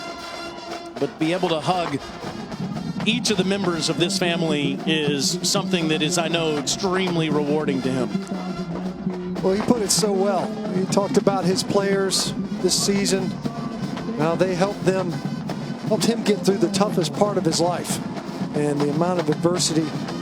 And we can talk injuries and wins and losses, but nothing comes close to even approximating the importance of the loss that the Anderson family experienced this year. And to see it culminate in the way that it did, this game itself wasn't without its own adversity internally, and to continue to fight through it and to come away victorious. He's making his way to the podium, and Alyssa Lang is there too. Yeah, guys, we're ready to give away a Camellia Bowl trophy. I'm going to introduce two very important people here. The mayor of Montgomery, starting off, Stephen Reed. Mr. Mayor, what does this bowl, what does this game mean to this city? It's a great opportunity for the city to showcase our support for two outstanding institutions. All these student athletes who are out there playing this game, all the fans, the alumni and the staff. It's great for all the coaches. So it's great for us to be able to welcome them to Montgomery. Always great to have a great game like the one we had tonight as well. Back here, Johnny Williams, the director of the Camellia Bowl. What a great game, and I know you have an MVP trophy to award right now. Yes, we will award the Bard Star MVP to Albar Bayless. There, buddy. Congratulations. Look this way for the camera.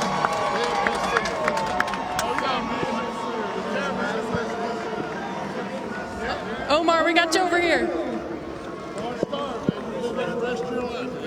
What does this award mean to you? It just means a lot. You know, I've been through a lot this year, and I appreciate this team for uplifting me for everything I've been through. And, you know, I wouldn't be where I am, you know, without those guys. And I appreciate for Coach Anderson and the coaching staff for never giving up on me. You know, it's just all love, and it's forever A-State. You know, I love all the fans. You know, I appreciate them too, and it's just unforgettable.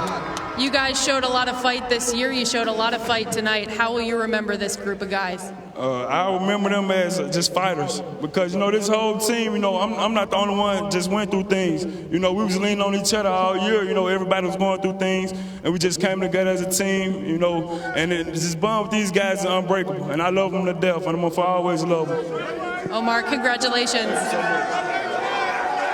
And now we'll award the Camellia Bowl trophy to Arkansas State head coach Blake Anderson. Coach, how about this trophy?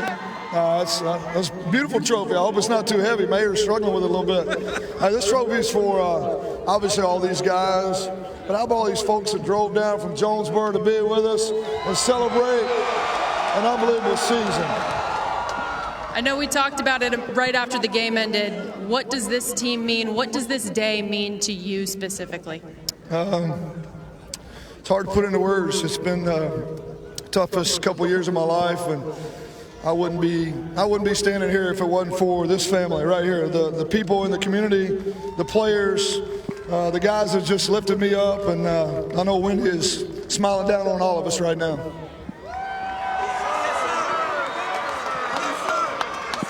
How will you remember this group of guys that stepped up this year and won this game? You know, you put the win-loss record aside and you just think about the relationships. This is truly a family.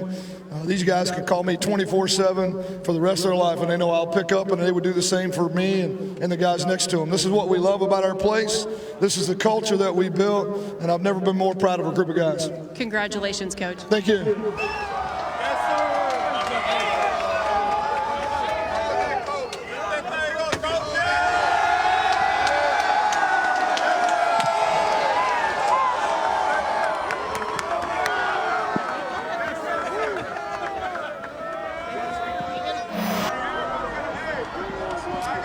All right, let's take a look at tonight's Capital One rewarding performance. It was the last play of the game. Interception for Arkansas State. Darian Jackson picking it off, and Blake Anderson, all the emotion pouring out of him. Getting to 8 wins on the season.